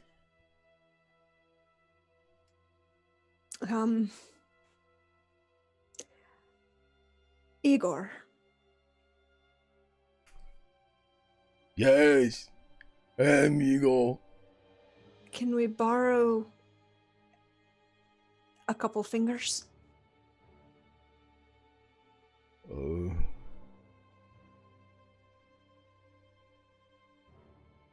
How many fingers? 3. It's all of my fingers. He has I'm 10. Sorry. I'm sorry. No, just this one and this one and this one, Igor.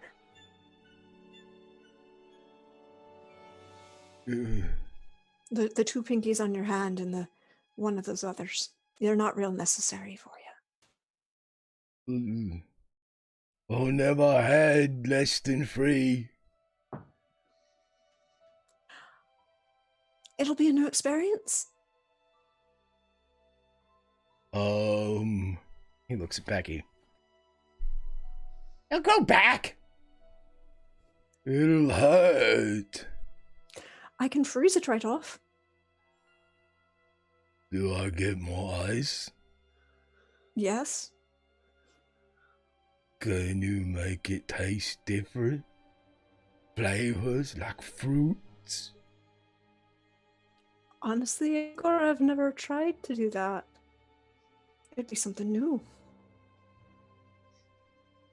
I like new. Maybe more than the fingers. All right.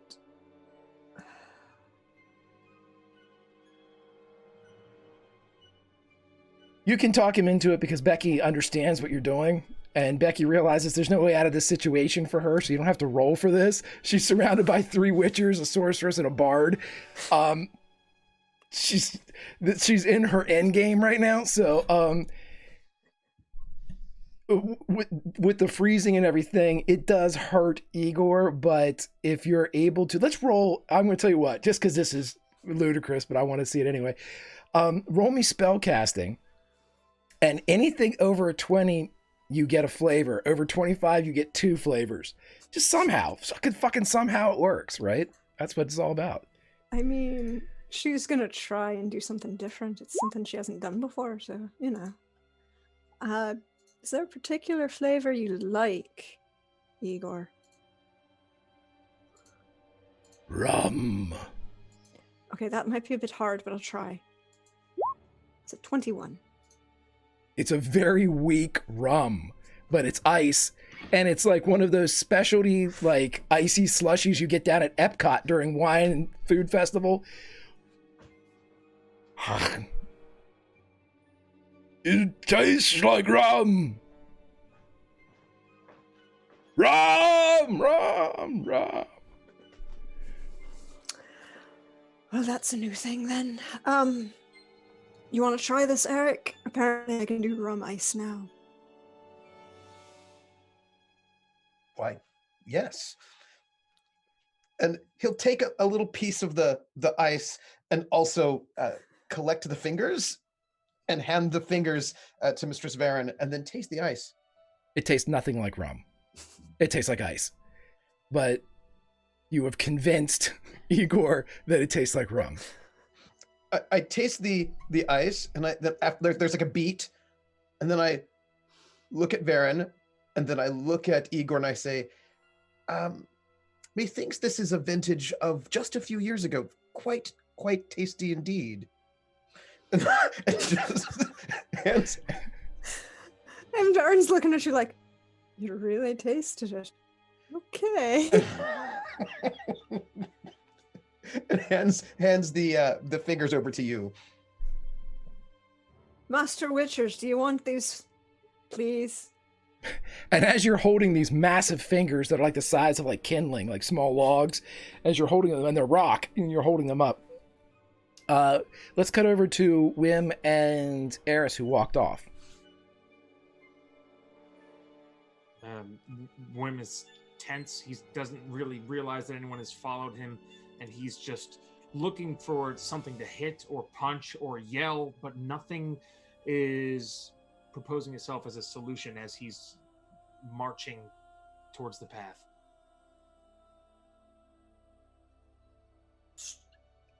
Unusually slightly slower than he's used to being, given the fact that he has this raking slash wound across him. He will take a moment to sort of quietly draw up beside Wim as best he can without really doing or saying anything, just to get his attention. Not trying to like startle him or anything, just fall into step beside him. And the second that Wim notices that Eris has entered his personal space, he's going to drastically change direction and attempt to grab Eris by his shirt and lift him up off the ground to bring them eye to eye. Doesn't resist in any way, will allow you to, but will quietly just one hand on his blade. What the fuck is the matter with you? You knew that it wasn't an ordinary rock troll. It was walking on a path. You knew. And you wandered by yourself, headfirst into something that could have got you fucking killed. Are you drunk? Pressed for time. What fucking time? We found out this story. Time wasn't a fucking issue. Open your fucking eyes. You fucking hothead. I lost my only friend to the fire. I set him aflame myself, as did you, and did Deucer. You, after him, are the only thing I have left in this world. What was I supposed to do? Let's say if that hag decided to cut your fucking head off, bring you back to Elise in a box? Fuck you. You're all I've got left. If you'd have died, and he lets him go, and you see, you could feel, you can sense his legs don't have much strength left into them, and he crumbles to his knees, and he grabs Eris's legs and brings him in. If you'd have died, I don't know what I'd fucking do.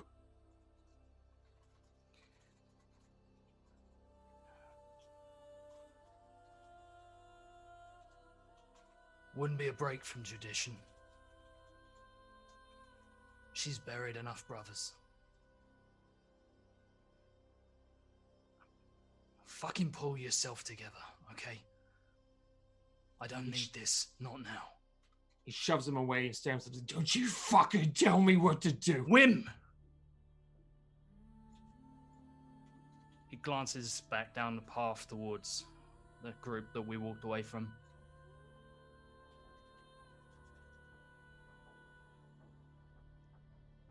I need your help with something.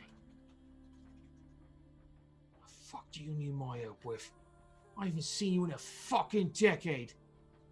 Yeah, you're right. You think that was easy for me? Yeah? Didn't even try to reach out. Fucking asshole. Yeah, there's a reason I didn't try and reach out. You ever think about that? You ever think maybe I do things for a fucking reason? Or based off the last fucking day, no?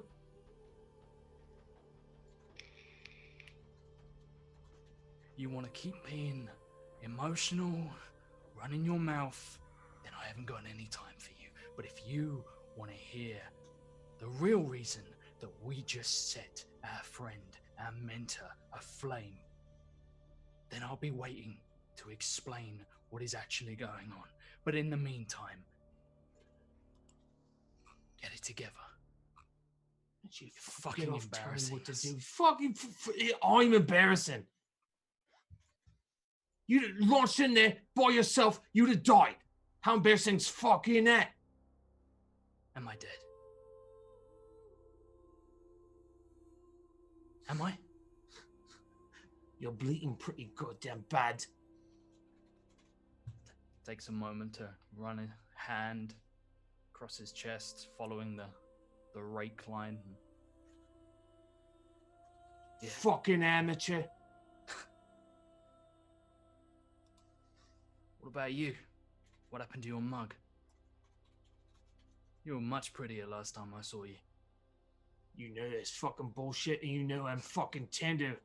And people talk about my looks, so shut the fuck up. So, this is a personal thing now, is it? Is that what we're doing? It's always been. Alright? So, be more fucking professional. Don't launch into the fucking woods when you know Be something's more amiss. professional. You want to yell at the Alder? Do you want to They can't. No go one over, is just fucking us share out with of the here. group? They don't know what the fuck's going on right No, now. they don't know what the fuck is going on. But sooner or later, they're going to start walking over in this direction. Look, I'm back, okay?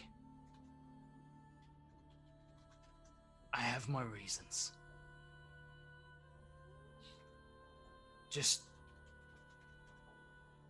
have a little faith.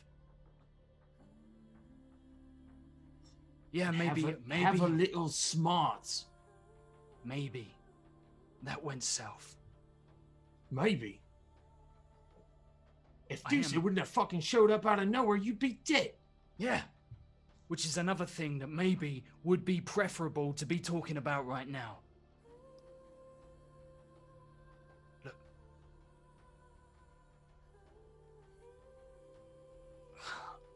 I'm sorry, okay? Don't be sorry, be better.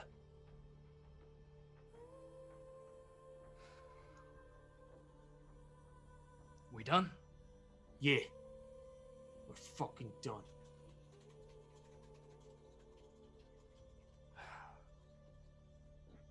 Right. And Wim will go back to the group. Sounds physically a lot calmer. I will start walking because I am down a horse.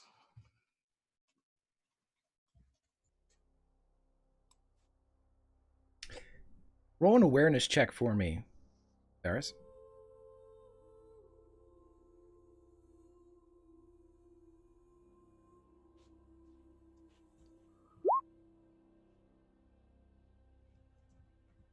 Are you walking back towards Built Hollow, or are you walking? Okay. I'll be walking back towards the town, but I'm not like running off, like trying to like get to the town before them. I'm just waiting for him to go back, talk to the group, move on in this direction, but I need a moment. Mistress Varen, perchance thou wouldst ride my horse with young Peter.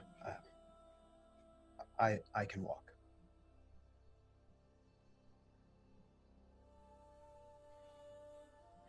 And Eric will have the horse that he was riding, give that to Varen and Peter.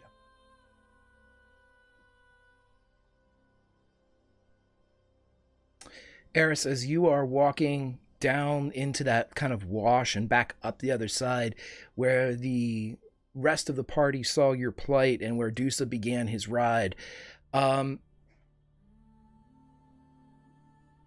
of literally the woods, you hear a crack and you see can only be described as an old horse. Still seems rather spry. The markings of the horse seem vaguely familiar. Just can't remember if it ever had a name. But it's white of face, and it kind of creeps forward and just stands beside you.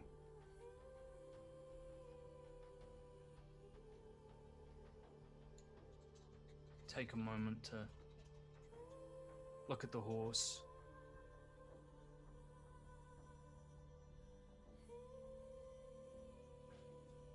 Reach out very gently. Just pat its flank.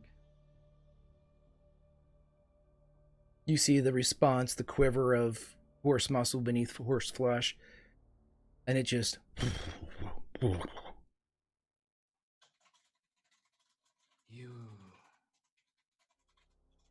You lost. It seems right where it's supposed to be. Is it saddled or is it? No saddle. No bit, no bridle. What color is it? It's the same Palomino markings of a horse that you remember from long ago. Over a decade.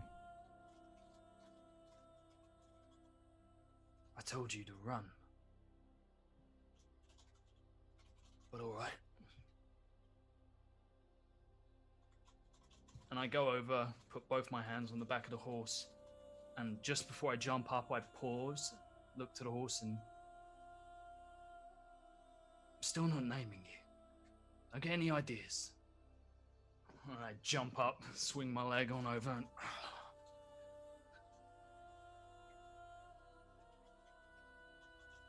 muss its mane ever so slightly, and then come on, kick my heel. It responds as any horse, named or not, would. Are you riding all back to Build Hollow?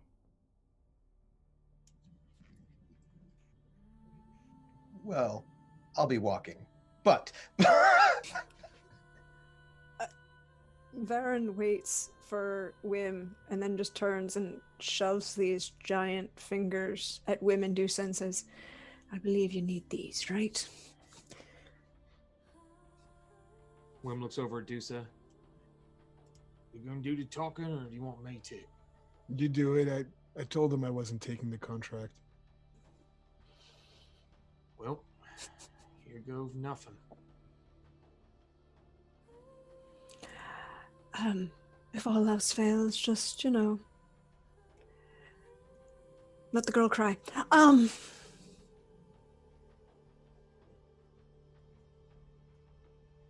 Yeah, let's get this done. We have other business to attend to. As you all ride back the relatively short distance to Build Hollow, I'd like everyone to roll an awareness check for me.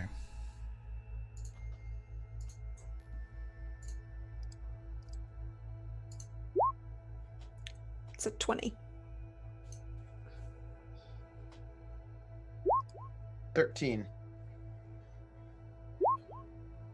22. 17. Dusa with the 22. Dusa, as you are traveling back, again, the short distance to Built Hollow, you look off into the woods and you see the figure with the shaved head, and his hands are extended as he stands in the middle of the foliage, the middle of the brush, and he is just clapping.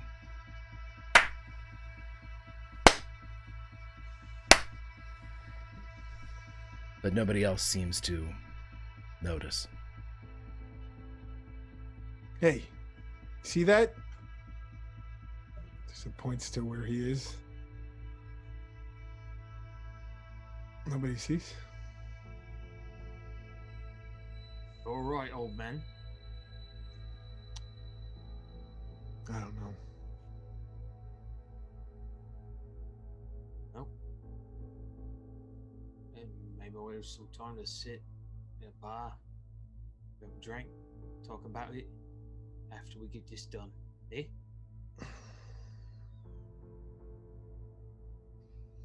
I think I'm seeing things. I hear that happens when you get old. I guess.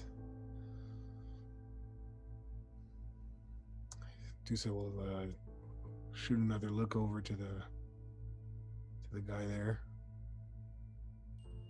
Still there. See if he can make eye contact. You can. Tries to see, what does he see in those eyes? Possibility.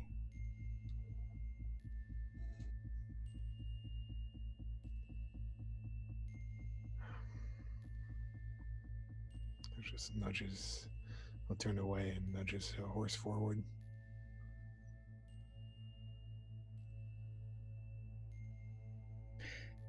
You're able to nudge away. Varen, you were the next highest with a 20. As soon as you round the little fish hook that you know will take you to the leveling off area before the mountain climbs again here in the Kestrel Hills, the mountain that you all walked just the night before, as day is now fully awoken. It's midday. The light is trickling down through the leaves. It is those that are still on the trees create a canopy of illumination, of singular spotlights, as if a 1,000 stages required 1,000 stars to sing 1,000 songs. And as that light trickles down, the new day, you are the first to see Built Hollow with its high wooden lumber palisades, pointed and carved and looking like the bottom of a mandible, lying there in the middle of this nature. You see the graveyard, and you see the large tree that was in front of all of this, sort of mirroring the road, the trail. And you're the first to see the figure swinging from the tree. She makes sure that because she's got the girl on the horse in front of her, she makes sure that she's got wrapped the cloak even tighter around her so she can't see anything. Did she recognize the figure hanging from the tree? It is Sheila Loon. Fucking shite balls, damn fuckers!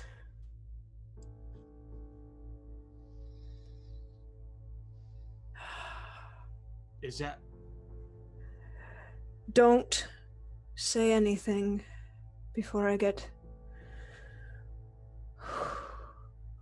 I thought you removed the curse. I removed a curse, and I left her in the care of a priest.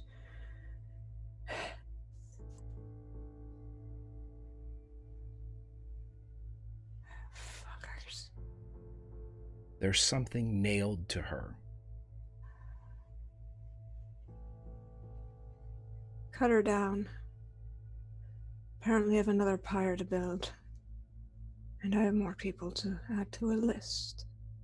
You all are not close yet, but when you do, you get within the walls of Built Hollow. Are you going in together? All this first. She's outside of the walls, yes? She is. Yes. I'm trailing them because I'm not on horseback. I'm a little bit sore than the rest of them. What is nailed to her? No rolls needed. It seems to be a piece of paper, parchment. Something's written on it. What's it say, Bard? You would have to get closer. I approach. Is her body disturbed? She's clearly been murdered. But what is the state of her body? Her ears are gone. Oh, I'm gonna kill somebody. What does it say?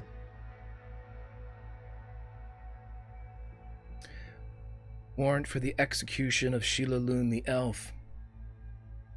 It is signed by Kel Hollow, the Magus Regional in the north.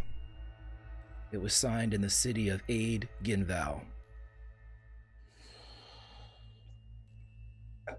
Eric takes this down. I don't understand. What does it say? That Sheila Loon was marked for execution by Kel Hello issued in a town not far from here. but from the Magisterium. I don't understand.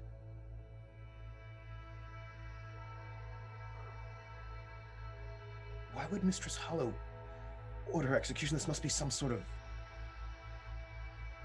forgery or a mistake.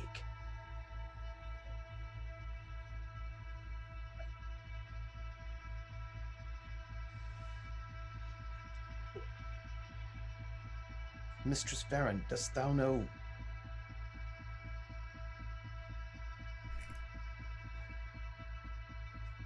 Do I know what? Why would Mistress Kelhello order the execution of Sheila Loon? Aside from the fact that she's an elf, It's no crime to be an elf, surely. have you been to Redania lately? No. Might want to double check that. I've never been to Redania.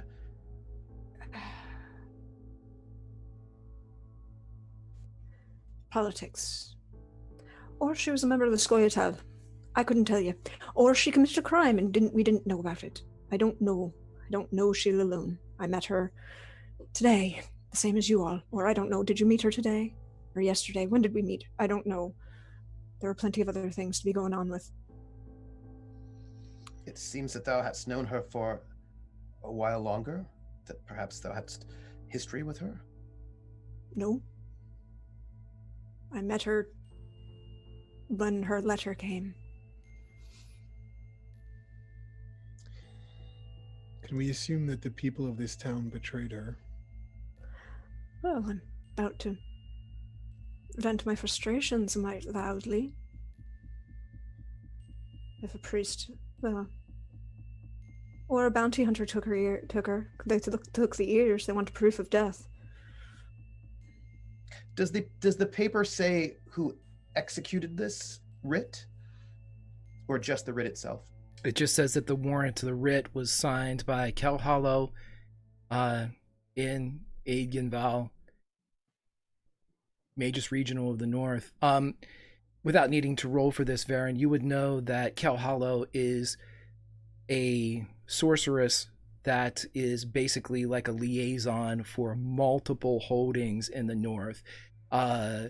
Originally with Povir and Kovis, has ties to Kedwin, has ties to the Hangforce League, all the small principalities in Hangforce. Very well known and respected in the North. The last you would have heard of her is that she had assumed a sort of almost breaking the rules as far as taking an active leadership role.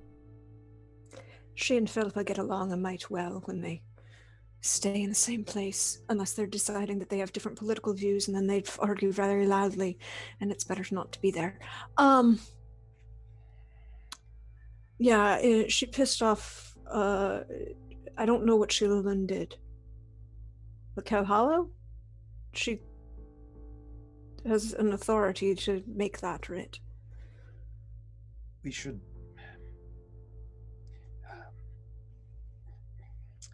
And he says this as he's taking down Sheila Loon's body sort of gently, so that she's not here like this. I emerged naked into the world at Aidgenvale, and perchance we might inquire of Mistress Kelhollow to learn why.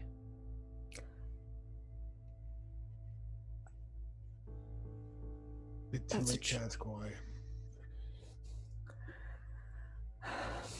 Do you think you should leave her up there until we leave this town? No.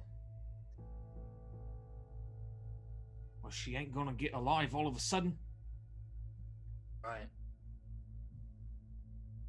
If you There leave must her be up there, respect. then they won't come after us with their fucking pitchforks and It's not about torches. respect. It's about staying alive right now. They could come after us.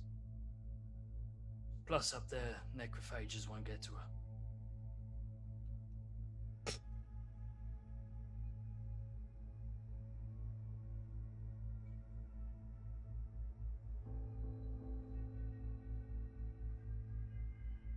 She loved Ezekon of Kreve. That must count for something. I think once we're done with the town, we can decide what to do afterwards. But 30 minutes up there won't do any more harm. I defer to you, Master Wim. I'm not leaving her up here. Well, then we're gonna have a disagreement, Dusa. So, I came you here. saved her life already today. Don't undo that. I came here to honor a friend, and now his girlfriend is dead. They weren't. Trust me, They were what? they weren't. Ah. No, they weren't. A lot of complexity to this situation, and we don't Not need adding another layer, okay? and we don't need to muddle it up by taking her down now and making everyone in that town mad when we need to collect coin to eat at a tavern. If you want to eat, I can go hunt you some food. Dusa steps down from his horse and starts cutting her down. Oi, Dusa. Stop. He's not listening. Wim, might I have your assistance as I'm about to make myself very loud and very public? We just get paid and get out of no, here. no, that's the point, to get you paid. Eric helps Dusa taking the body down, since he's taking it down anyway.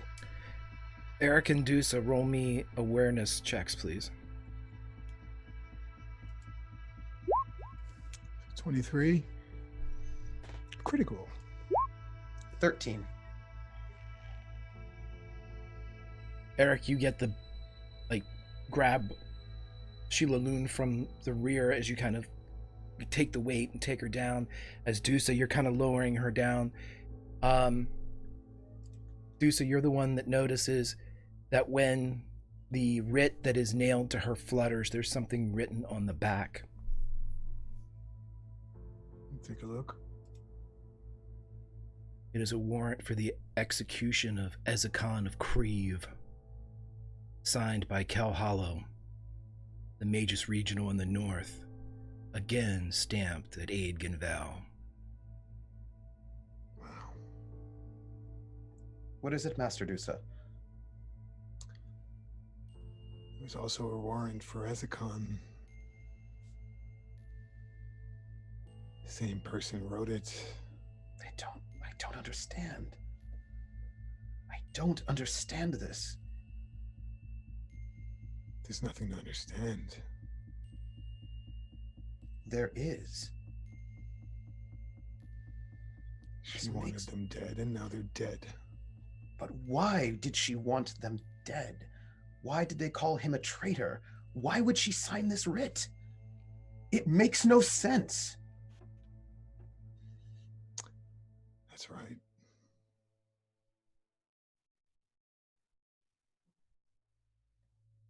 It More makes no ingredients sense. to this meat pie than we think.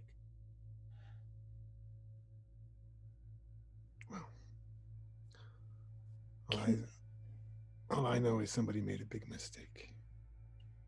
Mistress Farron, do you know Lady Kelhallow?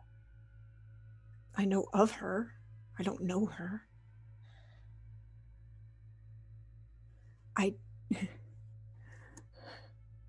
That's like asking, Master Eric, that's like asking if you're on a first name basis with Master Yasker. Who? Dandelion. Yes, of course. Are you on a first name basis with the bard that hangs around with Geralt of Rivia? Do you sit down at a pub every 2,000 days and, exchange pleasantries? I imagine perhaps that Carol- schooling might have been shared. No, I'm, left Aretusa less than 6 weeks ago. She, The lady you're talking about graduated 100.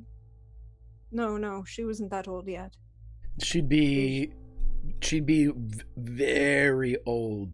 You're talking one of the more ancient travelers. This is rumors have it topping 2 centuries. Yeah. So Yeah, she graduated over 150 years ago. by the of way, course. face claim Brie Larson. Go ahead. Okay, fine. My apologies. I did not realize. Yeah, I'm hopeful to attain that level of age and ability, but I'm not there yet.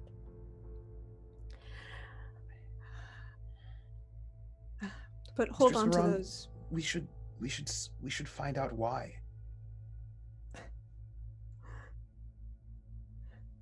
I'd like Doesn't to sit find that right. priest. Why'll happen after we find out what. And then you find out why. And then you know who.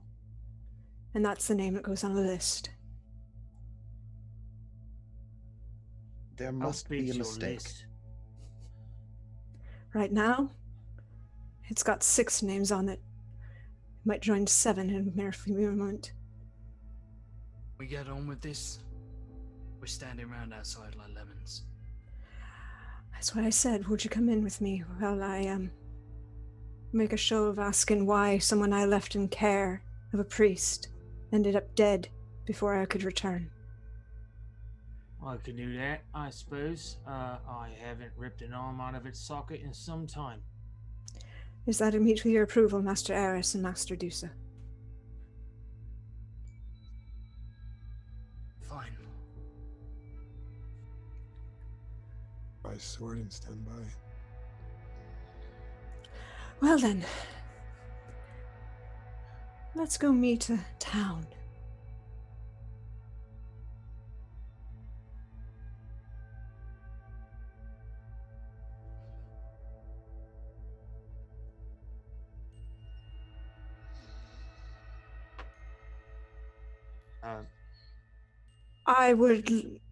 I would like to speak with a priest, if you don't mind. Release the girl. You'll have your money. I didn't mumble. You see behind a shield as it peeks over the Greg? palisade. Yeah, I got it. I unmuted a little bit back. I'm fine now. Okay.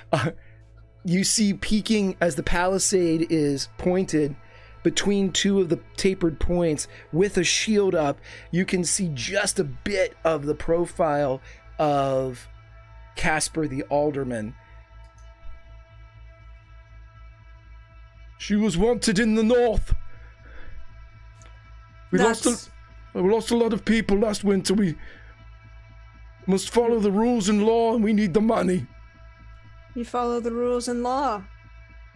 Did you not see where I said that I would be back for her?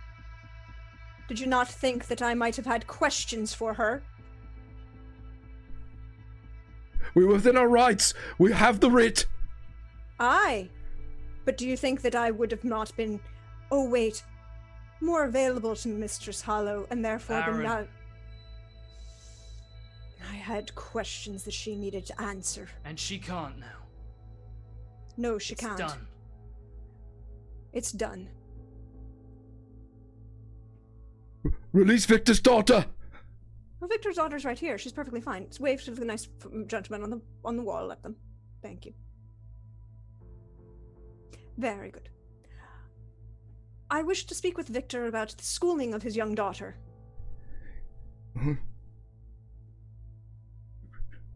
Release her. She's We not will under throw any- you your money. Listen. I've had a hard day. Now, you have shelter in your town. I have a tabard I need to repair. And I imagine that if you've all had a hard winter of it, that some of you would like to make a little coin. So if you've got somewhere in there for shelter, with ale, food, then we'll be coming and we'll be paying, we'll be collecting our coin and we'll be leaving. We're witchers.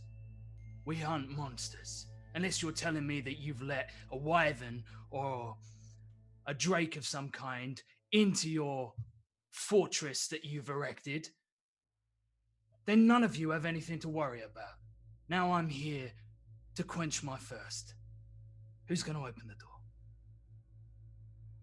You hear from, it's not Casper, but it's another voice from elevated from around what would probably be like the stockade lip around the back, perhaps one of the archers.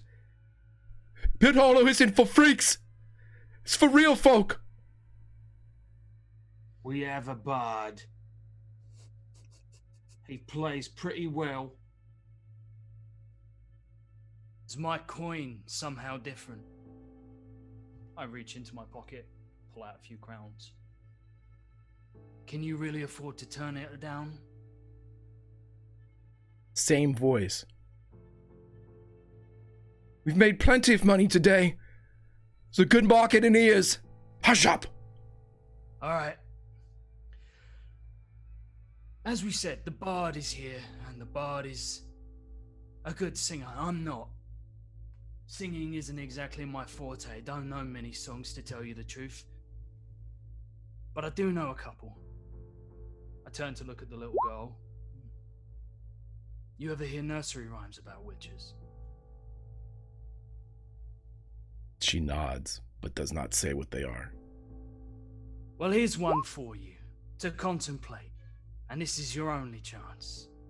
It goes something along the lines of, sing a song of witches, a pocket full of gold, buys a blade of silver for bloody work is sold, and when the contract's over and he brings the head, you better pay that witcher quick, or else you'll end up dead. Now there are 3 of us. We have a sorceress. And you have what? A palisade. We also have a bard. And I invoke the right of hospitality.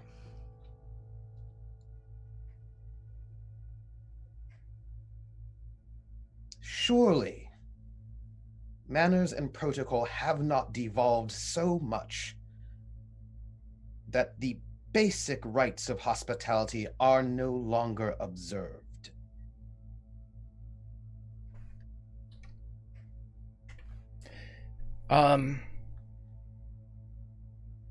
Again, you see Casper the alderman peeking through just a bit of the little valley between those 2 palisade spikes.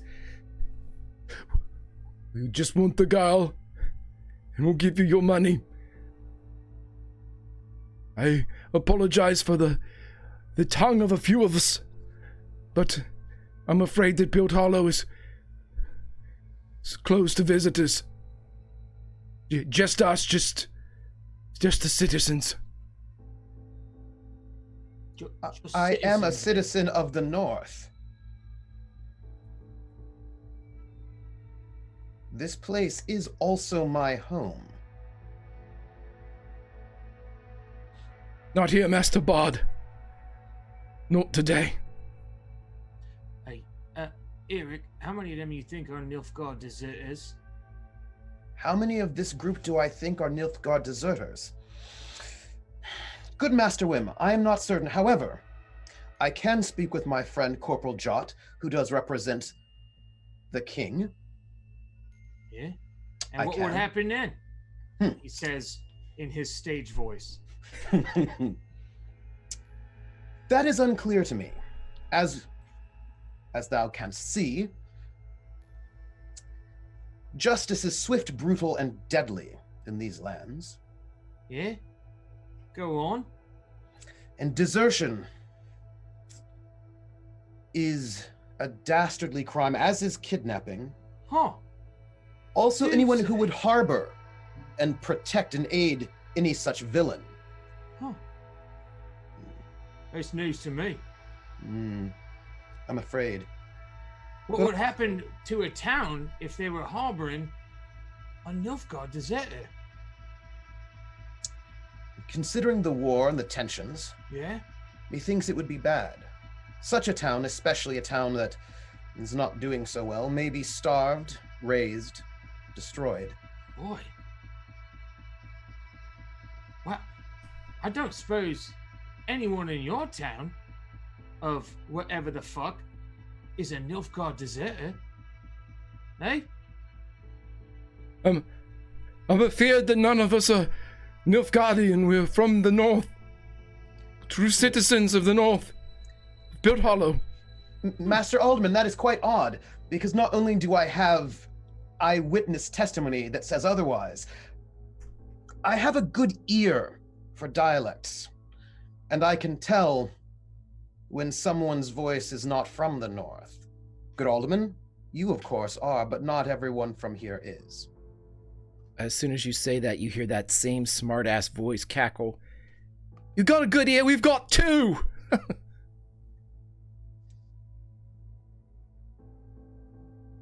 Right? Good Master Loudmouth, Sirrah. Was it you who did the deed? Who executed the writ? You see a hand come up of the palisade, holding two ears. Don't You're goddamn right I did. keep cool, he says under his breath to the... Didst thou do so with great honor? Did it bring you pleasure to strike down a weakened and sick woman? Does I that... imagine she was probably bound as well.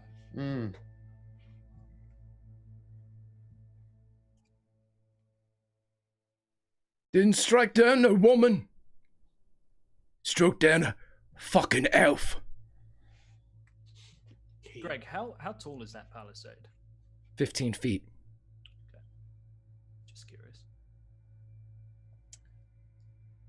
And what kind of gate are we looking at? Very simple. This is a palisade roll gate. So basically, they set it, and then it takes 4 or 5 strong men to move it along a track on the inside. It kind of pops back and then rolls. It's not even a swing gate. It's just, a kind of a movable wall. So who's paying me? Just out of curiosity. The alderman says, I have your money. I have it here, every coin. And toss it out? We need the girl. We need... The gate's closed, so I can't send the girl in, but you can send me the coin. I'll count it. Just send her up to the gate, and we will throw out your coin. Do so. We'll look at Eris and say, I want payment too.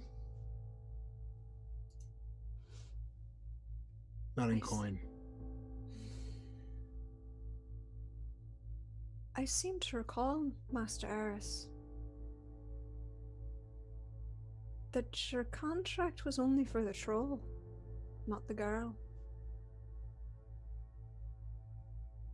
True. That's right. Wim holds up 3 troll fingers in his big, meaty hands.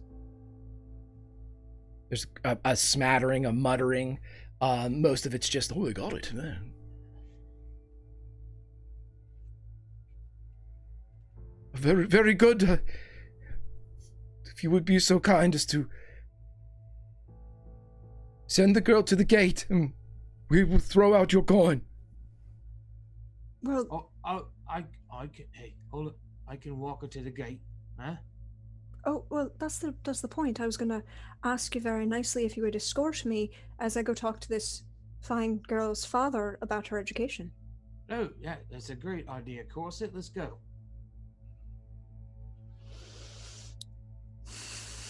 And Wim will weave a leg over his horse, get down on the ground, and then put his arm out to Varen. She kind of very daintily puts her hand on your arm and then just for a half second just squeezes a little too tightly so that her nails just dig in just a little bit. It's like, don't call me that again, please. And then the nails scrape against the armor as it has zero impact on it. But you can hear it in your ears like nails on a chalkboard. And then you hear in return, Ezekon, you owe me for this, you goddamn asshole. As soon as the two of you begin to walk forward, are you bringing Peta with you? Yes, and she's making sure that she's got her wrapped up in the cloak very nice and that she's keeping her arm so that she's safe. As soon as you begin to advance and you are continuing with Peta, you hear several, like the of arrows being drawn. This carries to the ear of everyone, bard, sorceress, or witcher. You all hear that telltale pull on a limb, that Oh, you don't care about the health of the child. We can't walk any closer. I'm not risking this child's health and welfare on upstarts and dandies of the north who don't know how to control the bow. I don't feel safe. I don't feel the child will be safe. This is dishonorable. The behavior of this town. It does the north. It brings shame to the north. give us the girl and we'll give you your fucking coin. I need to speak to Victor. Well, you're not gonna. Who's talking? You can't tell, but the hand that held up the ears was, as you look, off to the right. Mistress Varen, I do not feel comfortable handing over this child to someone other than Her a father. guardian. I can't legally do that. Methinks we should leave until this town, well. Well, I don't think the Witchers want that because they deserve to get paid.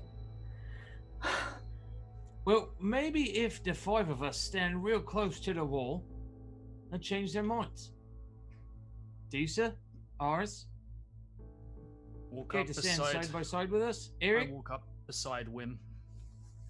now get as close to the wall as you can. Tell me what kind of wood this is made out of. How you guys are about 15 yards out. If you get any closer, their archers will appear along the walls.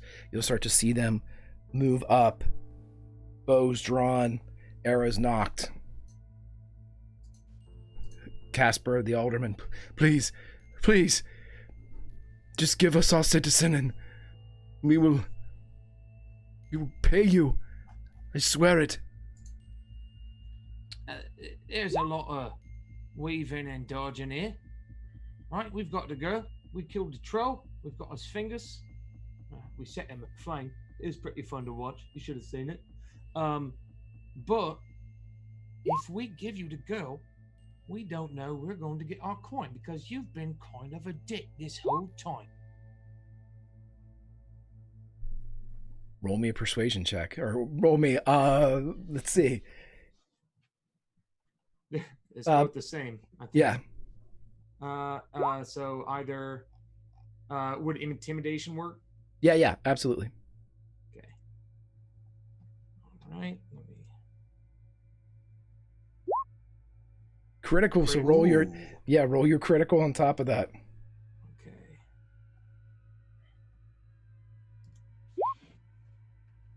Mhm.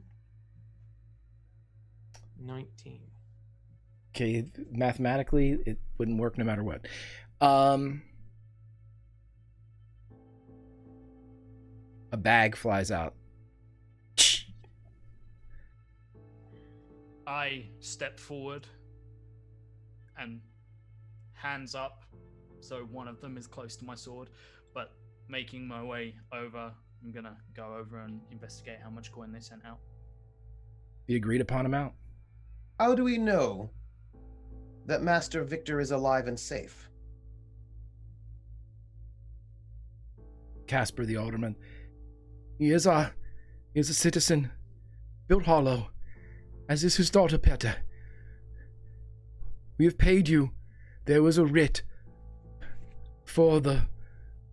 This is not about Mistress Sheila-Loon. This is about the fact that we have not seen the man that we are supposed to turn this young lass over to.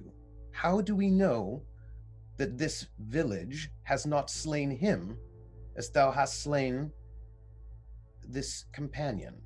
And it was part of the contract. We return her to him. End of story. We've got a coin. Now we're Start looking to walking finish back. the job by returning her to him. Makes sense? Bring Victor up here. Couple moments pass, and the head of Victor peeks up over the palisade. There's my daughter, Peta. You can feel Peta trembling beneath your cloak. She's grabbing at your dress. She doesn't understand. Well then,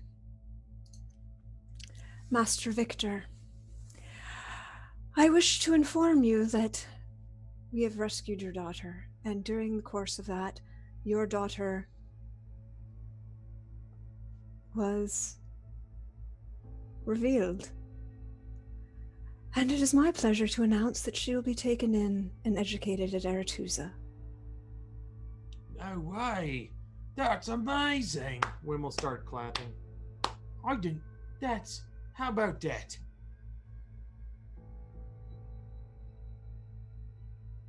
There's talk. There's movement. Casper the alderman. We've lost so many. She's our youngest. Mistress But you're doing good trade in ears, I hear. Very good trade, apparently.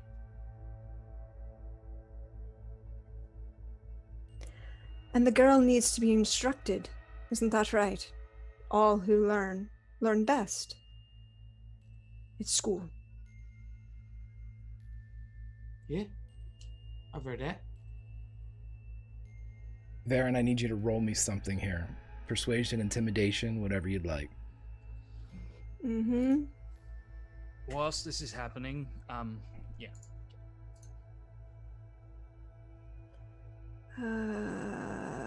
Where is that?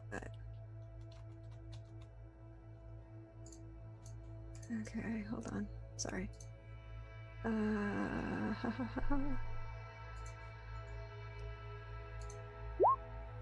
It's a 12. Can she get a support roll from me for selling the scene? I'll have you roll one too, if you want to. Yeah, this is. We'll take. We'll see what we do here. We'll work with a kind of a meet in the middle type of thing.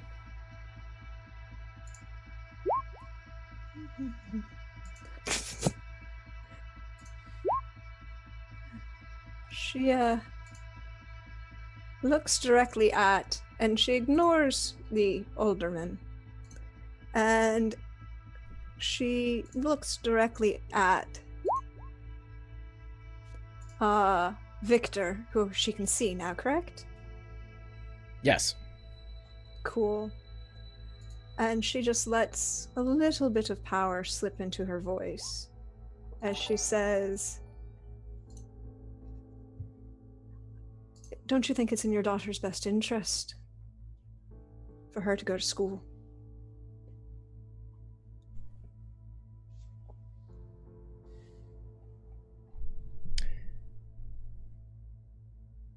Hawk will carry that one over.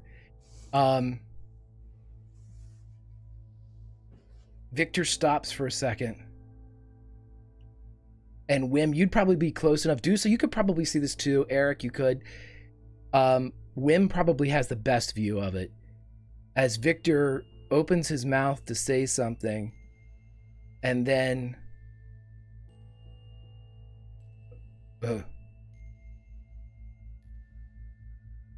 I'd love for her to be educated at Eratusa. Thank you for giving your consent to allowing this child to be educated. We know that the North has suffered a lot, but these things are how we ensure that we don't turn into Nilfgaard now, don't we? So, the Witchers have been paid, the child is taken care of, have yourselves a good day. And she wraps her cloak around the girl and turns around and walks back to her horse and starts As soon as you turn around, everyone would hear, "Oh, fuck this!" And a Captain Ears comes up over the edge of the palisade, draws his bow. Go ahead. Yep. Fantastic. How many rounds have I been aiming? For ever since you stealthed several rounds ago and whispered the 25 to me. So yes, you are set. We know you as long as you would like. I'll give you 3 if you want. Okay, so cool. This will be at him. What's the range? It's medium. You're not that far away, so. Cool. Okay, so my short bow. I'm calling a headshot. With ambush and everything else on top of this. So it's only -1 because ambush is +5 and head's -6, so it's only a -1 to the whole thing, though. And then plus, so that is plus.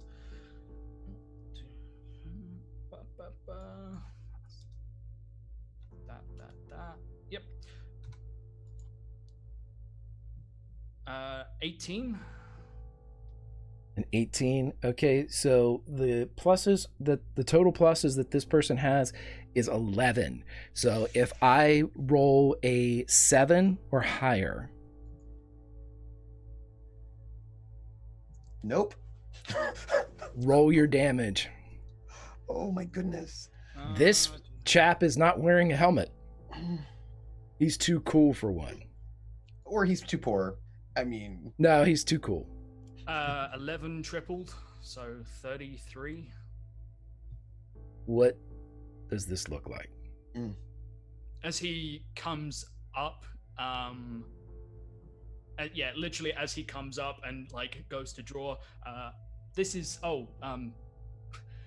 a little worse than normal because it's not a standard arrow. What hits him is a broadhead arrow, so it's bladed, essentially. It comes at him like a cross blade and would just like go through his left eye, tearing through like the side of his skull and probably punching its way a good near foot out the back of his head, and I imagine would take him off whatever they are all standing on. I have a second shot, so if anyone reacts poorly to this, they're next. As it does exactly what you said, it does take the string of, somehow hits the string of his own bow, causing a very, piano chord cut, boink, as it comes off, hits, and you hear another secondary kind of a collateral scream as the arrow embeds itself into the shoulder of the person that was standing up with him, nailing him to his friend. His friend, who is also going to fire, finds that it is difficult to do so with his now dead friend nailed to him, and also with a trouser full of shit. So he sinks back down and doesn't fire the shot that he had planned to do. I call out from the shadows in cover. Anyone else?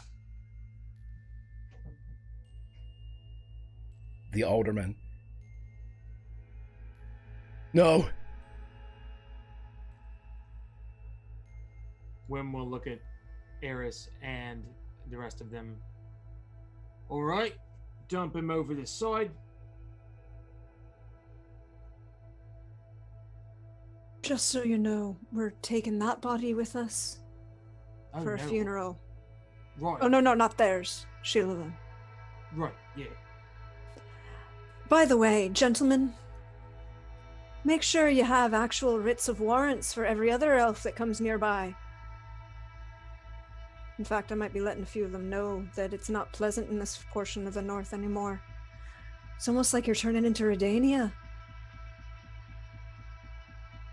Takes a moment, but the body, with the arrow still through the head, topples over.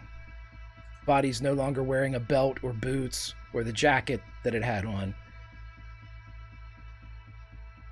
And then Wim will, in full garb, walk up to the corpse, grab it, bring it back respectfully to the party. Well, if we're taking Sheila Loon, it seems like a fair trade we put this one up in her stead.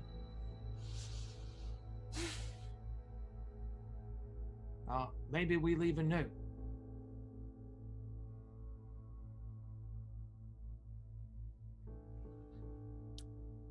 I don't think we need to go that far. Oh, don't you? And you just see her kind of breathe for a second, and she looks at you like, well, Peter, why don't we come over here and we'll start walking this way? We have to talk about where you're going to school. We'll let these nice witchers take care of these things. And she's just like, I'm not gonna argue with you about this. I'm just not gonna let the kids see you do it. What are Eric and Dusa doing at this time?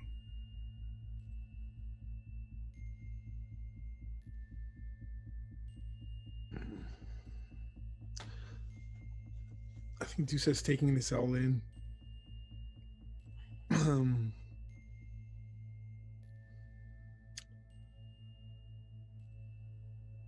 Trying not to torch this town.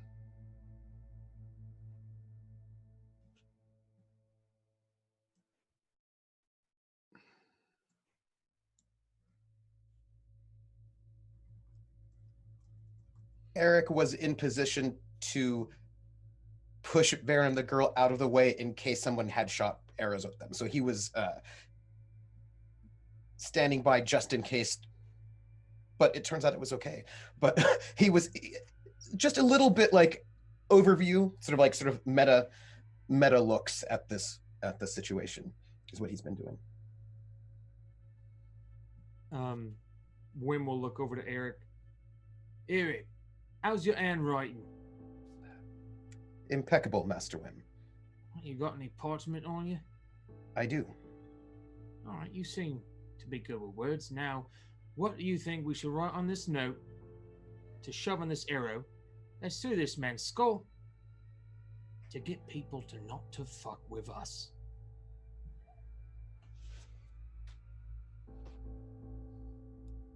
I mean, if you're a master of story, you can start spreading yours right here. And he has parchment and a quill, and he starts to write on a note. He writes some things, and he has exceptionally flowery handwriting. It's quite ornate. And he writes this thing down. While you're doing that, I hope you don't mind. I'm gonna take these. And he's going to take out a steel sword, take the ears off. They come off easy, and what we're going to do narratively is we're going to cut to everyone riding off as the body, now earless, moves in the breeze of this now midday. And as our camera goes from tips of boots up, or where boots would be, up the pants, and reaches the arrow that now acts as billboard, the words are revealed. What do they say, Eric? This villain, on this day, did attempt to, in cold-blooded murder, slay a young woman and child, harbored by a town who refused the right of hospitality. Built Hollow is a disgrace to the North. And that, my friends, is where we will end the Witcher family of Wraiths for this evening. Fantastic. X gonna give it to you. Oh, there were so many things I loved about this episode. Oh no! Oh my gosh, oh my gosh, oh my goodness gracious. Oh, let's go around and talk to everybody. I am preparing my words, but we will start. Let's go down to JF first. JF, my friend, how are you? And where can we find you online?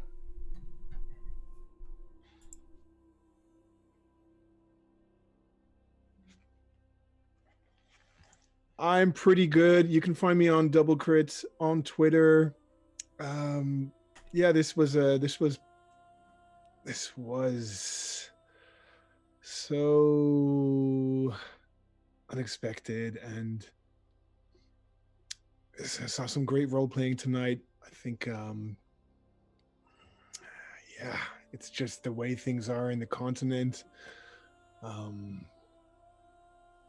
No justice to be found, and these issues, these burning issues. So I was very impressed by the story today. All right, my friend. All right, everybody, you can find my good friend here on the Twitters. Somebody put in chat, my friend, Dusa is the hero we deserve and need. And I think that was exactly it. There was a comparative conscience coming from Eric and Dusa tonight, with a smattering of rage on Dusa's part, and then an additional dichotomy between Eris and Wim that I thought was fantastic. You all knocked it out of the park tonight. Unreal storytelling. Let's drop down to Josh. Josh, my friend, how are you and where can we find you? Somehow still alive. Thanks to the God. That was terrifying. That was genuinely terrifying. Combat is no joke. But I feel like I got to see both sides of it. The side that I prefer, which is when they don't know they're in combat until they do something very, very stupid, and okay, well, this is over now. And the getting absolutely shreked on by a very, very powerful duo of enemies. But it had that beautiful sort of like flavor palette of the Witcher universe, where nothing is quite what you're expecting. Everyone is shitty and just the worst. And yeah, it's a lot of fun. As for me, you can find me at Roleplayers TV on Twitter and streaming on Twitch as Roleplayers. Probably going to be playing some Witcher throughout the week, and maybe a few other bits and pieces, and have an up-and-coming show real soon, which I'm super hyped to talk a little bit more about soon.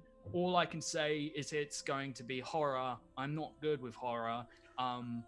And it is DM'd by an amazing DM in the Stephen King universe. And I'm playing me like Josh, as a 16-year-old shitty little emo kid.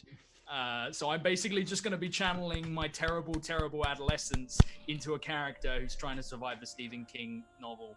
So that's going to be fun. I will probably last even less long than I have tonight. I'll probably die quicker. So that's me. Oh, I'm sure it will be a fabulous story told, despite which page you meet your end. Let's go over to Trooper. Trooper, my friend, how are you? My goodness. Golly gee whiz is what I have to say. It took Eric every ounce of his willpower not to sign that note, which he desperately wanted to do, but he did not. I'm doing well. I'm doing excellently. Eric is less than pleased by this current situation, but decorum says we have to get the girl out of the way before scenes are made, or burning down this village. But that's not fair. But I mean, if Dusa wanted to burn down the village, what can we do about it? You know, that's all. I mean, what can you do? I'm Trooper SJP, and you can find me at Academic Foxhole on Twitter, or Trooper SJP here. If you want, you can come to my channel on Sunday at 3 p.m. Eastern, where I will be GMing the second half of Cthulhu Confidential, a sort of Cthulhu Noir game with one GM and one player. And that there'll be Doom, but will there be as much revenge as I really feel like we need to get the next session of The Witcher? I don't know, because oh wait, I forgot. I learned something. When you're a good guy, it's not revenge, it's justice. That's what it is. So we need a lot of justice next Wednesday. That's what I'm hoping for. All of the justice, a lot of people, just a lot of justice needs to happen. All the justice. Absolutely, my friend. Billy, how are you doing? I think we got a real look at Whim tonight. I think we got, the book has been opened and the tale has started, and I'm loving it, my friend. Where can we find you? You could find me on the internet at Bill of the Forest on Twitter and Instagram. My Instagram is a whole lot less interesting because I don't give a fuck.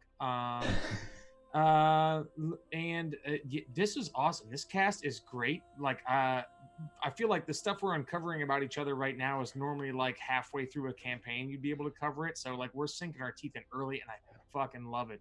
Oh man, I don't even know what left to say. Yeah, I don't even think I have anything. You can catch me here on Mondays at 6 Eastern with Realms Remembered. Tuesday evenings at 7:30 Texas time, 8:30 Eastern time with Greg on a Simba Room game on WebDM. It's gonna be dope. But like, I dove in head first here, and I'm really thankful y'all, leaned in with me on that. Yeah, man, I love it. Like, we all feed into each other so well, and it's like, I don't know. And at the end of the day, I'm just horny for justice. Justice. It's justice is what it is. Yeah. I Just love. us. Yeah. It is. It might be just us. You ain't wrong. But like, man, this is how you want to feel when you end a game. This is what it's all about. This is great. So Greg, thank you for this opportunity. Thanks for being an amazing GM. Legion, thanks for helping out. And everybody watching on VOD, thank you for watching on VOD. This is pure ecstasy to be able to do. So Love you, brother. Love you. And last but certainly not least, our patient sorceress, to mirror or mimic what Billy said. You know what? That second corset that landed in this episode after the chastising, you don't usually see that until you're a good 7-8 sessions in. And that deadpan stare, that 1,000-yard kill look, again, Billy's completely right. You usually don't track and check those off until way later in a campaign. Fantastic. Where can we find you, my friend? Hey y'all, you know me. I'm at Deirdre Online on Twitter, or Praxagora Thesmia4, as you see me out in the Twitch chat. I love it. I love the fact that I can lean into this with Billy, and it'll be hilarious fun. And then things will happen, and like, Varan has been really, really nice to people so far. I want you all to know that. Is it because we're so friendly?